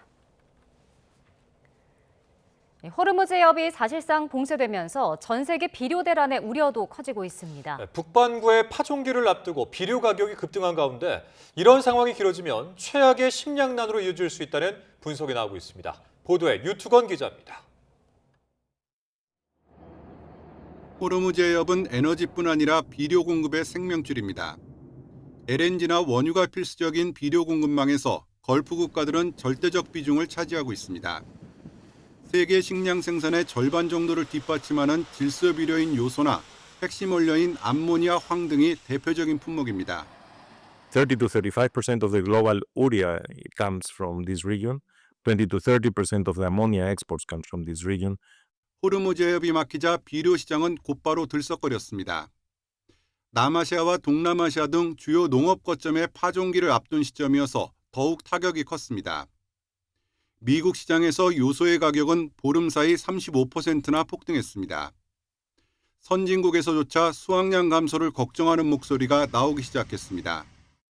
If we miss that window, we could have catastrophic crop failure. 식량 안보에 비상이 걸린 각국은 서둘러 대응책 마련에 나섰습니다. 중국 정부는 요소에 이어 복합 비료의 해외 반출을 사실상 금지하는 초강수를 꺼내들었습니다. 미국은 베네수엘라산 비료 수입을 허용한 데 이어 보조금 지급 등을 검토하고 있습니다. Our farmers are moving into planting season right now, so the president is very aware of these challenges and these issues. 식량 수입 의존도가 높지만 가난한 국가들은 속수무책인 상황입니다. 유엔은 6월까지 전쟁이 계속되면 4,500만 명이 추가로 아사 위기에 처할 수 있다고 경고했습니다. YTN 유투원입니다. 경제학자들이 유가가 배럴당 $100 수준을 지속하면 올해 미국 경제 성장이 타격을 받을 수 있다고 보는 것으로 나타났다고 파이낸셜 타임스가 보도했습니다. 파이낸셜 타임스와 미국 시카고대 경영대학이 경제학자들을 대상으로 한 공동 설문조사에서 응답자의 약 68%는 배럴당 $100가 지속하면 미국의 국내 총생산 성장률이 0.25에서 0.5%포인트 또는 최소 0.5%포인트 감소할 것으로 내다봤습니다. 고유가 상황이 미국 경제에 긍정적일 것으로 본 경제학자들은 전체 응답자의 2%에 불과했습니다. 트럼프 미국 대통령이 호르무즈 해협 파병 요청을 거부한 유럽 동맹국들을 향해 실망했다며 어리석은 실수를 저지르고 있다고 강하게 비판했습니다. 그러면서 나토뿐 아니라 한국과 일본 등의 도움이 필요 없다고 말했는데 속내는 복잡해 보입니다. 워싱턴에서 신윤정 특파원입니다. 도널드 트럼프 미국 대통령은 북대서양 조약기구 나토 동맹국들이 호르무즈 해협 군함 파병 요청을 거부한 것을 작심 비판했습니다. 이란에 대한 군사 공격에는 찬성하면서도 정작 미국을 돕지 않는 건 매우 놀라운 일이라며 실망했다고 말했습니다. 그러면서 매우 어리석은 실수라며 돕지 않은 사실을 기억하겠다고 경고했습니다. I think NATO's making a very foolish mistake. This was a great test. Because we don't need them, but they should have been there. SNS에서는 이란에 대한 군사작전이 큰 성공을 거뒀다면서 더 이상 나토의 지원이 필요하지 않다며 일본과 호주, 한국도 마찬가지라고 썼습니다. 그러면서 미국이 필요할 때 그들은 아무것도 하지 않을 걸로 생각해 왔기 때문에 놀랍지도 않다고 덧붙였습니다. 선뜻 지원 요구에 응하지 않는 동맹국의 불편하고 혼란스러운 심기를 잇따라 표출한 겁니다. 트럼프의 최측근인 린지 그레이엄 상원 의원은 트럼프가 엄청나게 화가 난 상태라며 이렇게 화난 건 본 적이 없다고 전했습니다. 역시 트럼프와 친한 미 연방 하원 의장은 동맹국을 향해 도움을 요청했습니다. We ask our allies to step up and acknowledge that reality and help us out. I think that's a very reasonable proposal. 트럼프 대통령이 말을 바꾸면서 직접적인 파병 압박과 다국적 연합군 계획은 변동될 수 있지만 파병과 비용 분담 요구가 되살아날 가능성은 남아 있습니다. 트럼프 대통령은 이란전 종전 시점과 관련해 아직 철수할 준비는 되지 않았다면서도 호르무즈 해협 봉쇄가 풀리는데 그리 오래 걸리지 않을 것이라고 말했습니다. 트럼프 대통령은 이란이 현재 피해를 복구하는 데 10년이 걸리겠지만 더 영구적인 타격을 원한다고 말해 핵시설 무력화 등을 위한 추가 공격 의지를 분명히 했습니다. 워싱턴에서 YTN 신윤정입니다.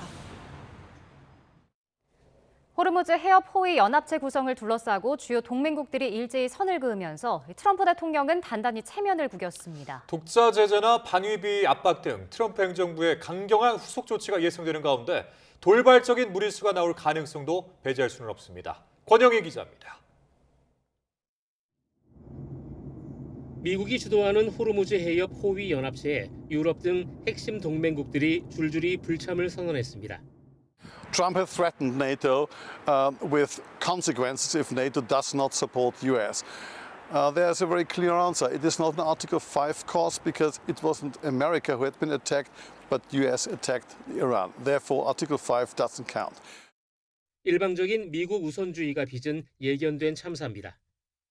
동맹 이익은 철저히 무시한 채 청구서만 내미는 미국 행태에 피로감이 극에 달한 데다 중동 무력 충돌에 억울하게 휘말릴 수 있다는 우려도 큽니다. While taking the necessary action to defend ourselves and our allies, we will not be drawn into the wider war. 트럼프 대통령은 믿었던 우방국들의 외면당하며 사실상 글로벌 왕따 처지가 됐습니다. 당장 현실화될 가능성이 가장 큰 다음 행보는 동맹국을 향한 거센 압박과 독자 노선 강화입니다. 파병 거부를 안보 무임승차로 규정하고 방위비 분담금 증액을 압박하거나 관세 폭탄 등 무역 보복 카드를 지렛대로 삼을 공산이 큽니다. 다자 공조가 깨진 만큼 눈치 보지 않고 이란을 향해 최고 수준의 독자적인 경제 제재를 가할 것으로 보입니다. 우려스러운 대목은 이런 팽팽한 긴장 국면 속에서 예측 불허인 트럼프 대통령이 불쑥 던질 수 있는 극단적인 무리수입니다. 자신이 주도한 판이 깨진 것을 참지 못하고 국내 지지층 결집을 위해 이란에 돌발적인 군사 타격을 감행할 위험이 있습니다. 정반대의 극단적 선택도 배제할 수 없습니다. 시리아 철군 때처럼 중동 주둔 미군의 기습적인 감축이나 철수를 선언해 글로벌 안보에 큰 구멍을 낼 수도 있습니다.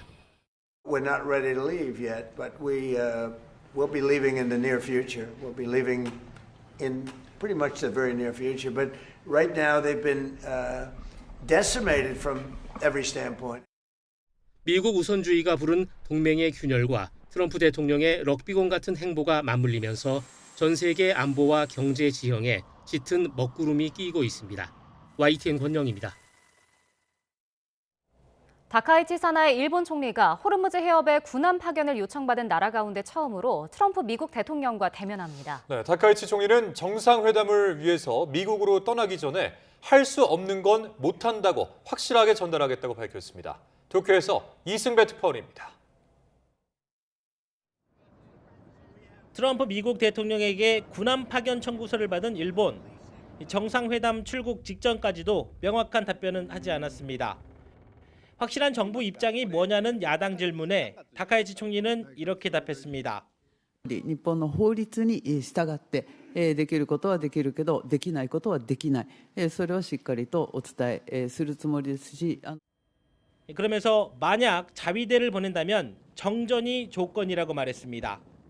自衛隊の安全確保がしっかりとなされる中でしか自衛隊を軽々に送るわけにはいかないと、そういったことはしっかりと申し上げておきたいと思います。 발언만 봤을 때는 당장은 군함을 보내기 어렵다는 뜻으로 해석되지만 정확한 내막은 알 수 없습니다. 일본 정부 내에서는 이번 정상회담에 대해 최악의 타이밍이지만 피할 수 없다는 목소리가 나오고 있습니다. 법적 테두리 안에서 미국을 지원할 그야말로 묘수가 필요한 상황. 요미우리 신문은 다카이치 총리가 딜레마에 빠졌다고 보도했습니다. 현지에선 다카이치 총리가 결국 정치적 스승인 아베 전 총리 방법을 택할 거라는 관측이 나오고 있습니다. 자위대 군함을 보내기는 하지만 조사 연구 명목으로 파견하는 방안입니다. 도쿄신문은 미국에 협력하는 자세를 보일 수 있고 위험한 장소에서 활동하는 것도 피할 수 있다고 평가했습니다. 이와 함께 다카이치 총리가 외교적으로 미국을 지지한다는 의사를 표명하는 방안을 검토하고 있다는 예측도 나왔습니다. 다카이치 총리는 트럼프 대통령을 만나면 할 수 없는 건 못한다고 확실히 말하겠다고 강조했습니다. 미국으로 떠나기 전에 한 이 말이 어떤 의미인지는 정상회담 결과를 보면 될 것 같습니다. 도쿄에서 YTN 이승배입니다. 네, 지금 들어온 속보 먼저 전해드리겠습니다. 자, 이번 주 토요일 21일 방탄소년단 BTS 공연이 예정이 돼 있는데요. 법무부가 인천공항으로 입국하는 관광객 급증에 대비해서 특별 입국 심사 대책을 시행하기로 했습니다. 출국 심사관의 연장 근무 그리고 도착 승객의 분산 안내를 시행할 예정이고요. 이와 함께 유인 입국 심사대를 증설해서 법무부는 입국 심사 대기가 단축될 것으로 기대된다고 밝혔습니다. 법무부가 오는 21일 BTS 공연에 대비해서 특별 입국 심사 대책을 시행한다라는 소식이고요. 이 내용은 정리해서 다시 한번 자세히 전해드리겠습니다. 네, 트럼프 미국 대통령이 이란과의 전쟁으로 인해 연기됐던 중국 방문을 앞으로 5, 6주 안에 할 것으로 예상한다고 밝혔습니다. 트럼프 대통령은 현지 시각 17일 백악관에서 기자들과 만나 우리는 중국과 매우 좋은 관계를 유지하고 있기 때문에 약 5, 6주 안에 진행할 것이라고 말했습니다. 트럼프 대통령은 전날 이란과 전쟁 중이어서 미국에 있는 게 중요하다며 이달 말부터 다음 달 초로 예정됐던 중국 방문과 시진핑 중국 국가주석과의 정상회담을 연기해달라고 요청했다고 밝혔습니다. 중국 외교 사령탑이 이란 전쟁으로 인한 중동 정세 긴장 속에 미국을 우회적으로 비판했습니다. 왕이 중국 외교부장은 중국 베트남 3+3 전략대화 첫 장관급 회의를 마친 뒤 자국 매체 인터뷰에서 일부 대국은 걸핏하면 무력을 행사해 세계 평화와 안정에 심각한 충격을 준다고 말했습니다. 이어서 강권 정치에는 출구가 없고 일방적 괴롭힘은 인심을 얻지 못한다고 덧붙였습니다. 미국의 대테러 업무를 총괄하는 고위 당국자가 이란 전쟁에 반대한다며 자진 사퇴했습니다. 트럼프 대통령은 물러나서 다행이라고 말했지만 내부 진영의 분열 조짐이 나타나고 있습니다. 워싱턴에서 홍상희 특파원입니다. 트럼프 대통령의 오랜 지지자이자 퇴역 군인인 조 켄트 미 국가 대테러 센터 국장이 자리에서 물러나겠다고 밝혔습니다. 사임의 이유는 양심상 이란 전쟁을 지지할 수 없다는 것. 이란과 전쟁을 할 만한 즉각적인 위협이 없었다고 강조했습니다. 미국이 전쟁을 시작한 건 이스라엘과 그들의 미국 내에서의 로비 단체 때문이라고 주장했습니다. 트럼프 대통령에게 보낸 서한에서 켄트 국장은 2기 행정부 초기 이스라엘 고위 관료 등이 미국 우선주의를 훼손하고 이란과의 전쟁을 조장했다고 비판했습니다. 지난 2019년 시리아에서 폭탄 테러로 아내를 잃은 켄트 국장은 미국인이 전쟁에서 싸우다 죽게 하는 걸 지지할 수 없다며 트럼프 대통령에게 종전을 촉구했습니다. 트럼프 대통령은 켄트 국장을 잘 모른다면서도 이란은 분명한 위협이었다고 반박했습니다. I always thought he was weak on security, but I realized that it's a good thing that he's out because he said that Iran was not a threat. Iran was a threat. Every country realized what a threat Iran was. 마이크 존슨 미 하원 의장도 이란이 핵무기 확보를 위한 농축 단계에 매우 근접해 있었다며 트럼프 대통령을 옹호했습니다. I don't know where Joe Kent is getting his information, but he wasn't in those briefings. Clearly, we would have mass casualties of Americans, service members and others, and our installations would have been dramatically damaged.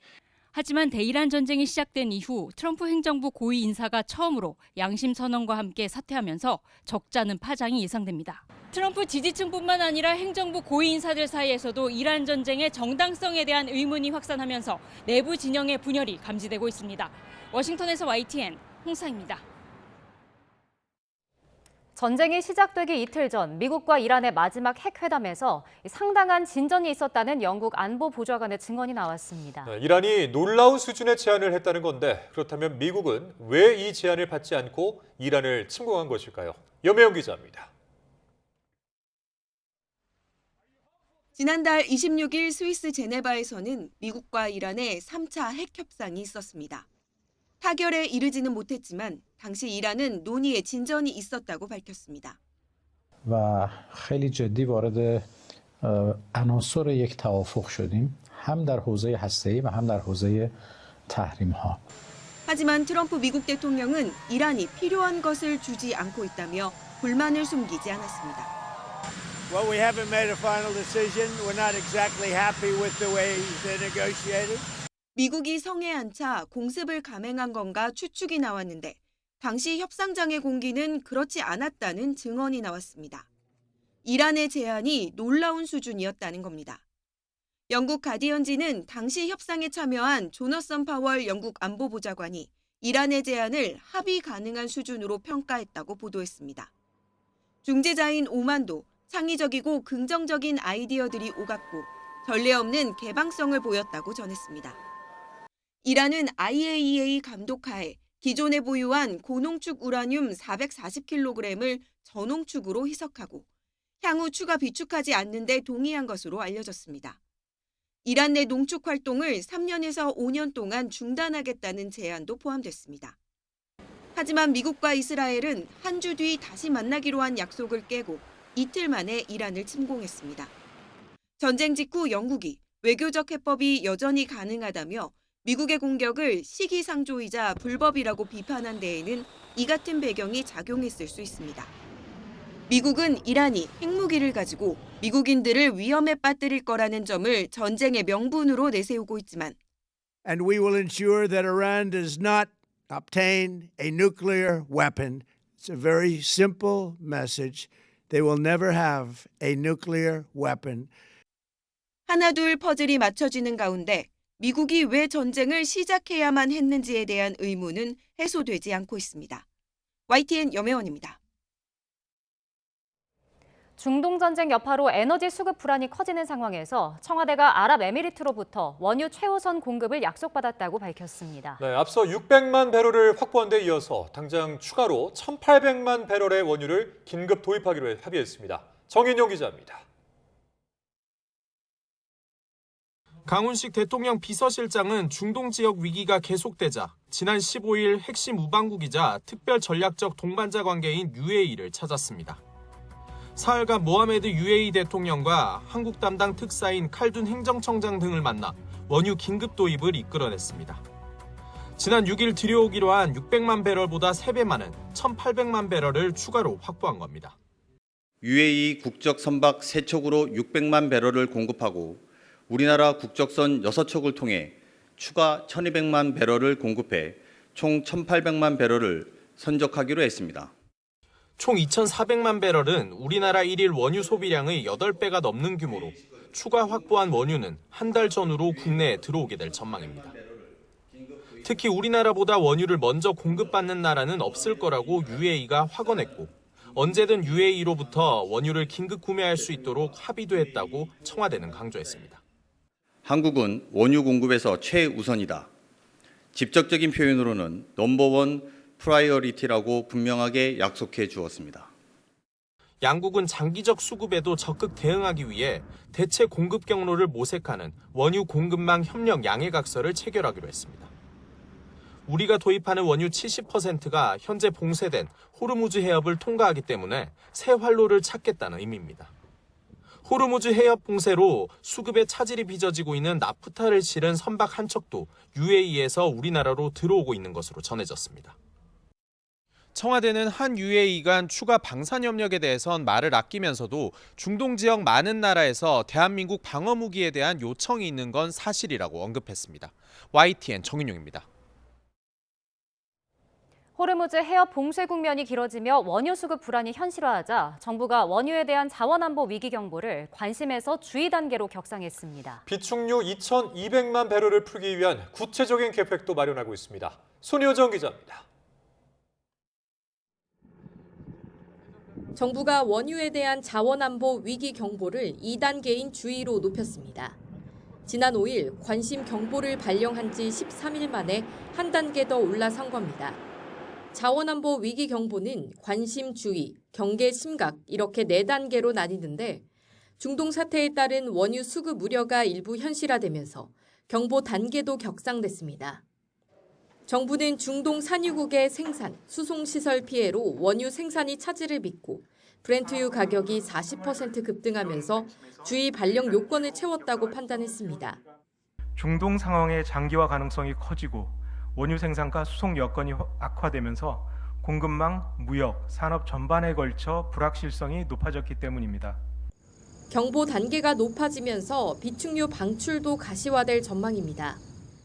우리나라에 할당된 비축유 2,246만 배럴을 어느 시점에 얼마나 방출할지 구체적인 계획을 마련하고 있습니다. 산업통상부 관계자는 정유사 재고와 국내 원유 수급량을 지켜보고 있다며 이에 따라 구체적인 방출 시기와 물량을 결정할 것이라고 전했습니다.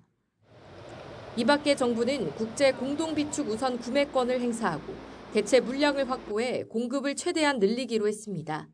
또 공공부문부터 에너지 절약 대책을 시행하되 필요할 경우 민간에도 의무적인 수요 감축 조치를 도입할 계획입니다.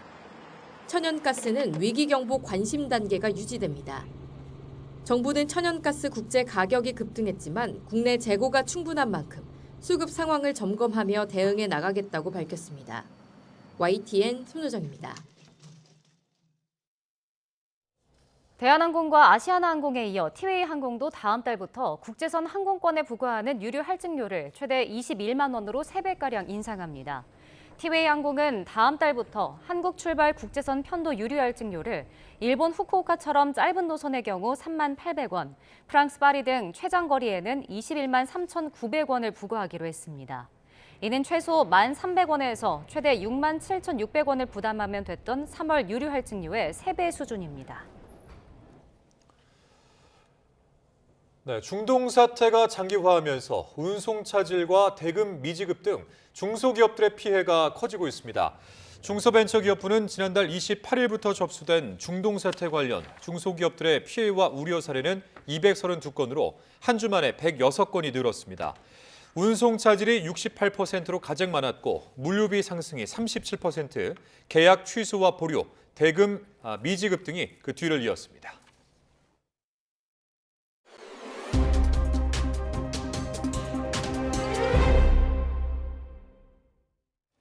네, 사흘 앞으로 다가온 그룹 BTS의 광화문 공연을 앞두고 현장엔 많은 시민의 관심이 쏠리고 있습니다.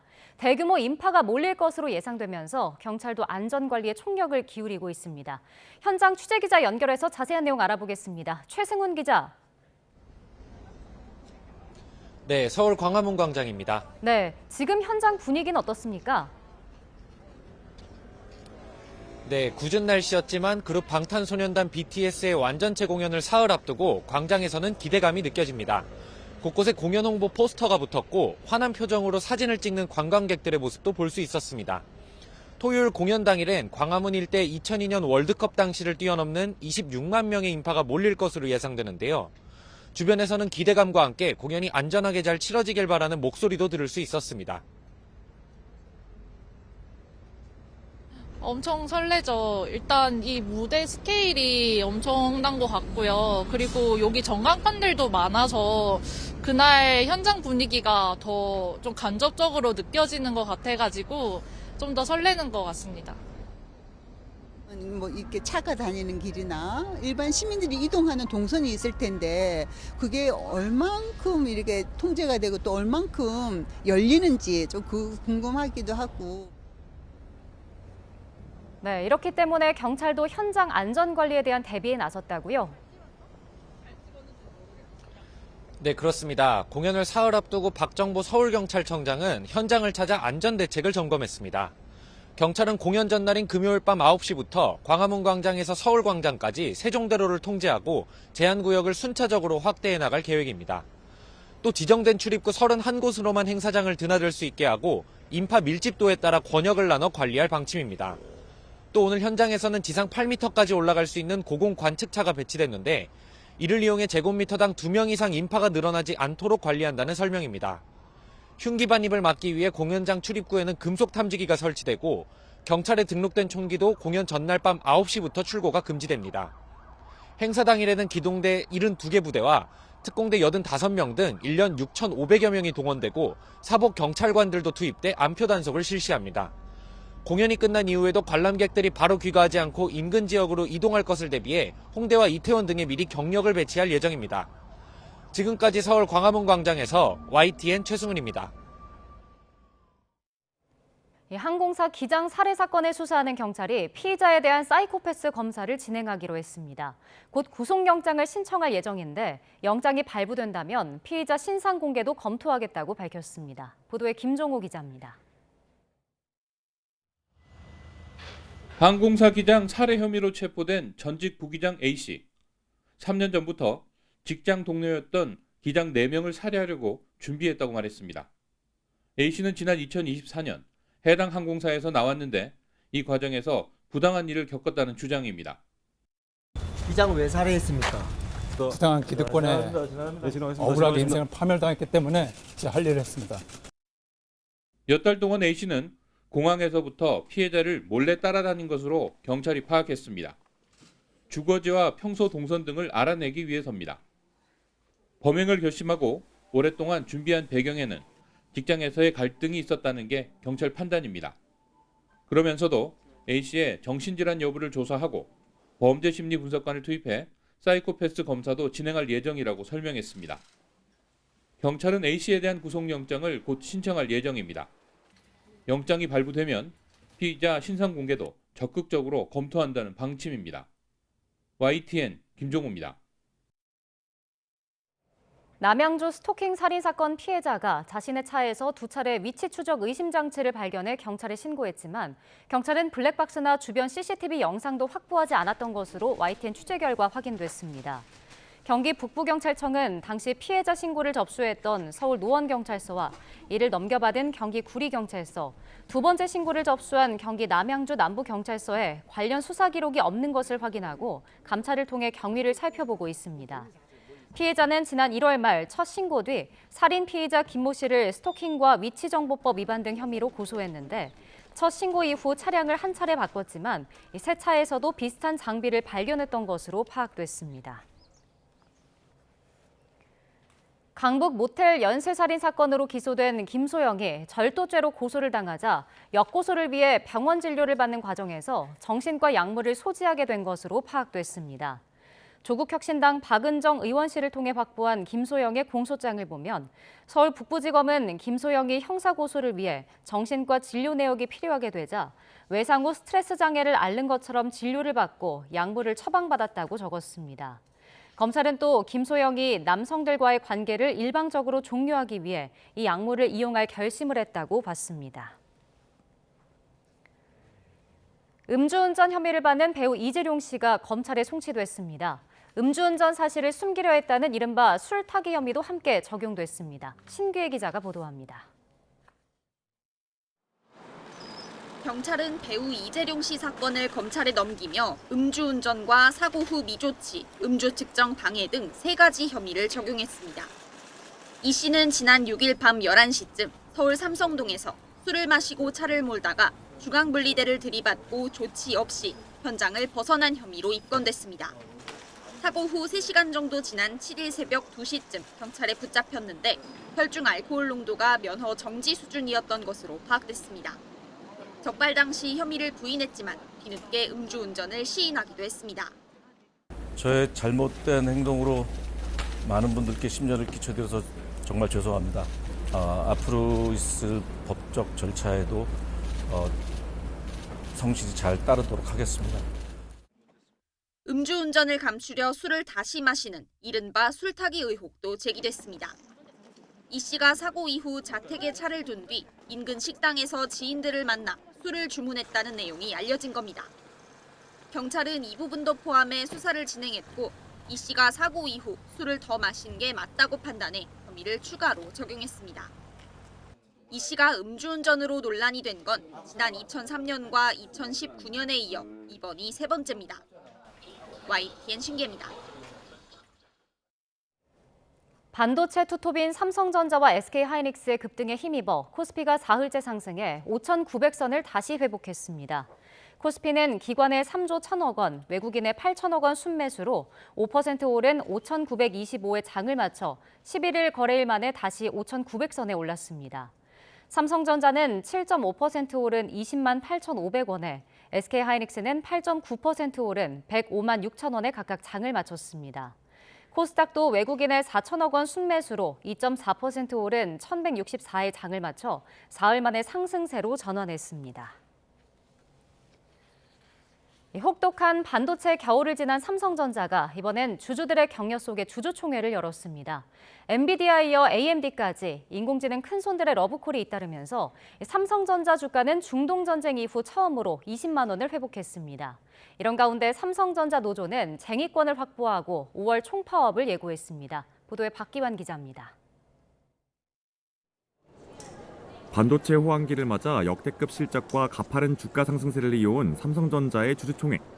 힘겨운 시기 삼성전자를 지켜온 주주들의 자부심도 남달랐습니다. 굉장히 뿌듯하고 삼성의 주주로서 큰 자부심을 느끼고 이재용 회장님한테 엄청난 감사를 지금 드리고 있습니다. 삼성전자 주주로서 계속 같이 할 겁니다. 5년 정도 힘든 시기를 버티면서 가지고 있었는데 적어도 이제 20만 원 그 이상의 최소한 25만 원까지 가야 되지 않나. 네. 혹독한 반도체 해결을 이겨낸 삼성전자의 주주총회장에는 주주들의 격려 속에 따뜻한 봄바람이 불고 있습니다. 업계 최초로 양산 출하에 들어간 HBM4와 함께 7세대 제품의 실물을 공개하며 AI 반도체 주도권 탈환을 자신했습니다. 전영현 부회장은 기술 경쟁력 회복이라는 약속을 지켰다고 자평했습니다. 메모리, 파운더리, 패키징 등의 원스톱 솔루션이 가능한 세계 유일한 반도체 회사로서 AI 반도체 시장에서 주도권을 확보하기 위하여 기술 경쟁력을 갖추어 나가도록 하겠습니다. 또 국내 최초로 시가총액 1,000조 원을 달성한 기업에 걸맞은 투자도 이어가겠다는 방침입니다. 이번 주총에서는 이사 선임과 정관 변경 안건이 원안대로 통과됐고 1조 3천억 원 규모의 특별 배당과 자사주 소각 계획도 확정됐습니다. 구체적인 사업 전략도 공개됐습니다. 사업 변동성이 큰 메모리 사업에서는 기존 분기 단위 대신 3년에서 5년 단위의 공급 계약을 추진해 안정성을 높이고 파운드리 사업은 내년 하반기 미국 테일러 공장에서 4세대 테슬라 칩 양산을 공식화하며 실적 개선을 예고했습니다. 가전과 모바일 사업에서는 인공지능을 탑재한 제품군을 확장하고 로봇과 공조 등 신사업 공략도 이어갈 방침입니다. 삼성을 향한 빅테크 기업들의 러브콜도 계속됐습니다. 젠스낭 엔비디아 CEO가 삼성의 기술력에 고맙다고 한 데 이어 젠스낭의 오촌인 AMD의 수장 리사수 CEO가 직접 삼성 평택 사업장을 찾았습니다. AMD는 차세대 인공지능 가속기에 탑재될 HBM4의 우선 공급업체로 삼성전자를 선정하고 서버형 제품까지 협력을 확대하기로 했습니다. 안팎에서 희망적인 전망이 잇따르면서 삼성전자의 주가는 7% 넘게 치솟아 중동 사태 이후 처음으로 20만 원을 넘었습니다. 하지만 성과급 상한제를 두고 줄다리기를 벌여온 삼성전자 노조가 쟁의권을 획득하고 5월 총파업을 예고하면서 노사 갈등이 큰 과제로 남았습니다. YTN 박견입니다. 이재명 대통령이 최근 중동 전쟁으로 우리 자본시장이 등락을 거듭하고 있다며 이런 위기일수록 개혁을 이뤄내야 한다고 말했습니다. 코리아 디스카운트가 아닌 코리아 프리미엄도 가능하다고 자신했습니다. 관련 발언 직접 들어보겠습니다. 사실 작년에 2,500~600선에서 정말로 쉬지 않고 조정도 하면 조정 없이 6,000 중반대까지 올라갔는데 사실 매우 불안한 느낌을 가지고 있었지만 어쩌면 뭐 하나의 계기로 좀 이렇게 다지는 그런 과정을 겪고 있는 것 같기도 합니다. 이럴 때야말로 필요한 조치들을, 필요한 개혁 과제들을 잘 해결하는 것이 새로운 출발을 준비하는 길이라는 생각이 들어요. 저는 우리가 하기에 따라서 이 코리아 디스카운트가 아니고 얼마든지 정상평가를 넘어서서 코리아 프리미엄도 가능하다. 여론조사 대납 의혹으로 재판을 받고 있는 오세훈 서울시장이 자신을 기소한 민중기 특검에 대해서 법 왜곡죄 고소를 검토하고 있다고 밝혔습니다. 명태균 씨와의 법정 대면은 증인으로 소환된 명 씨가 불출석하면서 성사되지 못했습니다. 임예진 기자입니다. 오세훈 서울시장이 여론조사 대납 의혹 재판에 출석하면서 민중기 특검팀에 대한 고소를 검토하고 있다고 밝혔습니다. 특검의 악질적인 수사로 피해자와 가해자가 뒤바뀌었다며 범왜곡죄로 심판을 받아야 한다는 겁니다. 사기의 범행 일체를 자백했던 명태균과 강혜경, 이 두 사람은 기소를 하지 않고 그 사기 범행의 피해자들만 기소를 한 악질검사, 민중기 특검, 이 사람들 처벌받아야 됩니다.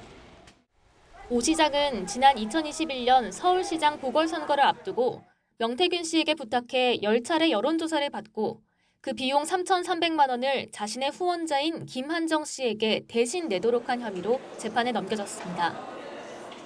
이날 재판에선 사건의 핵심 인물인 명태균 씨에 대한 증인 신문이 예정돼 있었지만 명 씨가 불출석하면서 무산됐습니다.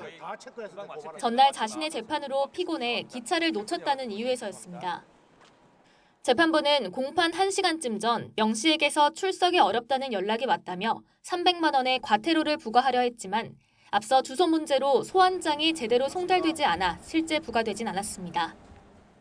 재판부는 오는 20일과 다음 달 3일 명 씨를 다시 부른다는 계획인데 오 시장과 명 씨의 진술이 엇갈려 특검이 대질신문까지 한 만큼 두 사람의 첫 법정 대면에 관심이 쏠립니다. YTN 임혜진입니다.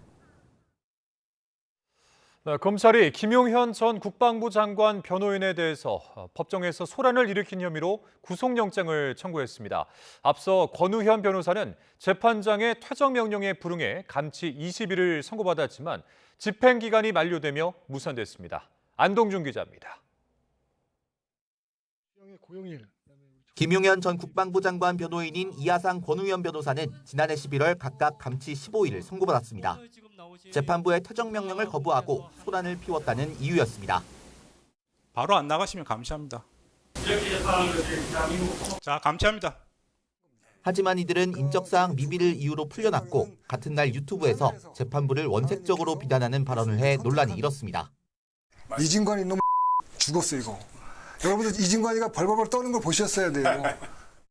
이후 재판부는 감치 재판에서 해보자는 거냐고 발언한 권 변호사에게 감치 5일을 추가로 선고했습니다. 이어 대법원 법원행정처는 이들을 법정 모욕과 명예훼손 등 혐의로 경찰에 고발했습니다. 검찰은 경찰이 신청한 권 변호사에 대한 구속영장을 검토한 뒤 이를 법원에 청구했습니다.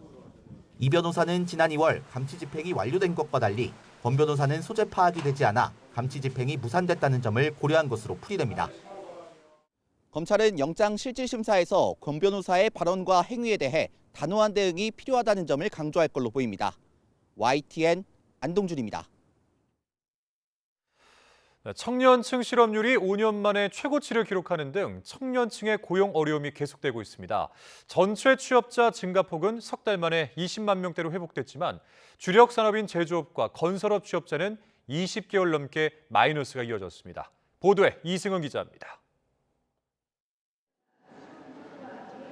지난달 취업자는 1년 전보다 23만 4천 명 늘어 석 달 만에 증가폭 20만 명대를 회복했습니다. 노인들 직접 일자리 사업이 재개되면서 보건복지업이 30만 명 가까이 증가했고 운수 창고업도 8만 명 넘게 늘었습니다. 2월 전체 취업자 증가폭은 커졌지만 15에서 29세 청년층 고용은 여전히 마이너스 행진이 이어졌습니다. 60세 이상은 28만 명, 50대는 6천 명이 증가한 반면 청년층 취업자는 14만 6천 명 감소했습니다. 청년층 실업률은 7.7%를 기록해 2021년 2월 10.1% 이후 2월 기준으로 5년 만에 가장 높았습니다. 청년층의 취업난이 집중되는 것은 제조업과 건설업 등 주력 산업의 회복세가 더딘 영향 때문으로 풀이됩니다. 2월 제조업 취업자는 16,000명, 건설업은 4만 명이 줄었습니다. 제조업은 20개월째, 건설업은 22개월 연속 마이너스가 이어졌습니다. 전문 과학기술 서비스업과 정보통신업 취업자도 13년 만에 가장 큰 폭으로 감소했습니다. 전문과학 기술 서비스업은 10만 5천 명 현재 감소했고 지금 한 3개월 연속 감소를 이어오고 있습니다. 전문과학 기술 서비스 내에 이제 건축 기술 엔지니어링 서비스 같은 것들이 있는데 아마 건설업황 부진의 영향으로 일부 영향을 준 것으로 현재 보여지고요. 전문 과학기술 서비스업 취업자 감소에 대해 데이터처는 일시적인 것인지 인공지능의 영향으로 구조적인 것인지 지켜볼 필요가 있다고 설명했습니다. 지난달 고용 동향은 최근 세계 경제에 충격을 주고 있는 중동 사태 영향이 본격적으로 반영되지는 않았습니다. 정부는 3월 이후 중동 상황 등 지정학적 리스크가 경제 전반의 하방 요인으로 작용할 우려가 큰 만큼 신속하게 추경안을 편성하고 청년 고용 맞춤형 대책을 조속히 마련하겠다고 밝혔습니다. YTN 이승은입니다. 중고등학교 교복 구매 입찰에서 담합한 광주광역시 27개 교복 판매 사업자들이 공정거래위원회로부터 시정명령과 함께 과징금 3억 2,100만 원을 부과받았습니다. 공정위는 교복 판매 사업자들이 지난 2021년부터 3년간 260건의 광주 지역 중고등학교 교복 구매 입찰에서 미리 낙찰 예정자나 들러리를 정하는 등 담합했고 이 가운데 87%인 226건에서 이들이 합의한 대로 낙찰자가 결정됐다고 밝혔습니다. 공정위는 이들의 담합 행위로 교복 구입 가격이 높아졌다며 가담한 27개 사업자에게 앞으로 같은 행위를 금지하는 시정명령과 함께 3억 2,100만 원의 과징금을 부과했습니다.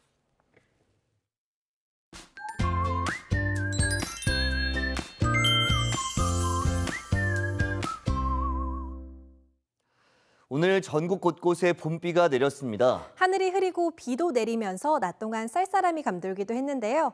내일은 구름이 걷히면서 이맘때 초봄 날씨를 되찾겠습니다. 네, 우선 아침에는 서울 기온이 1도, 광주 2도 등 오늘보다 4도에서 7도가량 낮아 다소 춥게 느껴지겠지만 한낮에는 서울 11도, 광주 14도, 부산 15도까지 오르는 등 오늘보다 2도에서 5도가량 높아지며 온화함이 감돌겠습니다. 여기에 공기도 대체로 깨끗하겠습니다. 점차 대부분 지역에서 미세먼지 농도가 짙어지다가 내일 새벽에 서쪽부터 해소되겠습니다. 다만 중부와 호남 내륙에는 아침까지 서리가 내리거나 안개가 짙게 끼는 곳이 많겠습니다. 농작물 관리와 안전사고에 각별히 신경 써주시기 바랍니다. 앞으로 맑은 날씨 속에 기온이 오름세를 보이겠습니다. 다만 주말부터는 다시 서쪽을 중심으로 공기가 탁해질 전망입니다. 봄이 되고 날이 점점 포근해지면서 창문을 여는 시간도 조금씩 길어지고 있는데요. 창문을 자주 여는 만큼 방충망 청소도 자주 해야 합니다. 네, 맞습니다. 먼지가 많으면 보기에도 좋지 않지만 이 먼지들이 집으로 들어오면서 호흡기나 눈 건강 등을 해칠 수 있기 때문인데요. 평소에는 물을 충분히 뿌린 뒤에 신문지를 붙이기만 해도 먼지를 충분히 제거할 수 있습니다. 네, 다만 기름때가 끼어 있거나 요즘처럼 미세먼지가 말썽을 부린 뒤에는 물에 베이킹 소다와 중성 세제를 섞어서 뿌리고 5분 정도 후에 스펀지 등을 이용해서 닦아내는 것이 더 좋겠습니다. 날씨 캔버스의 김수연, 이혜민이었습니다. 이상으로 YTN 뉴스 플러스 마칩니다. 잠시 후에는 뉴스케어 오후 8시 뉴스가 방송됩니다. 함께해 주신 여러분 고맙습니다.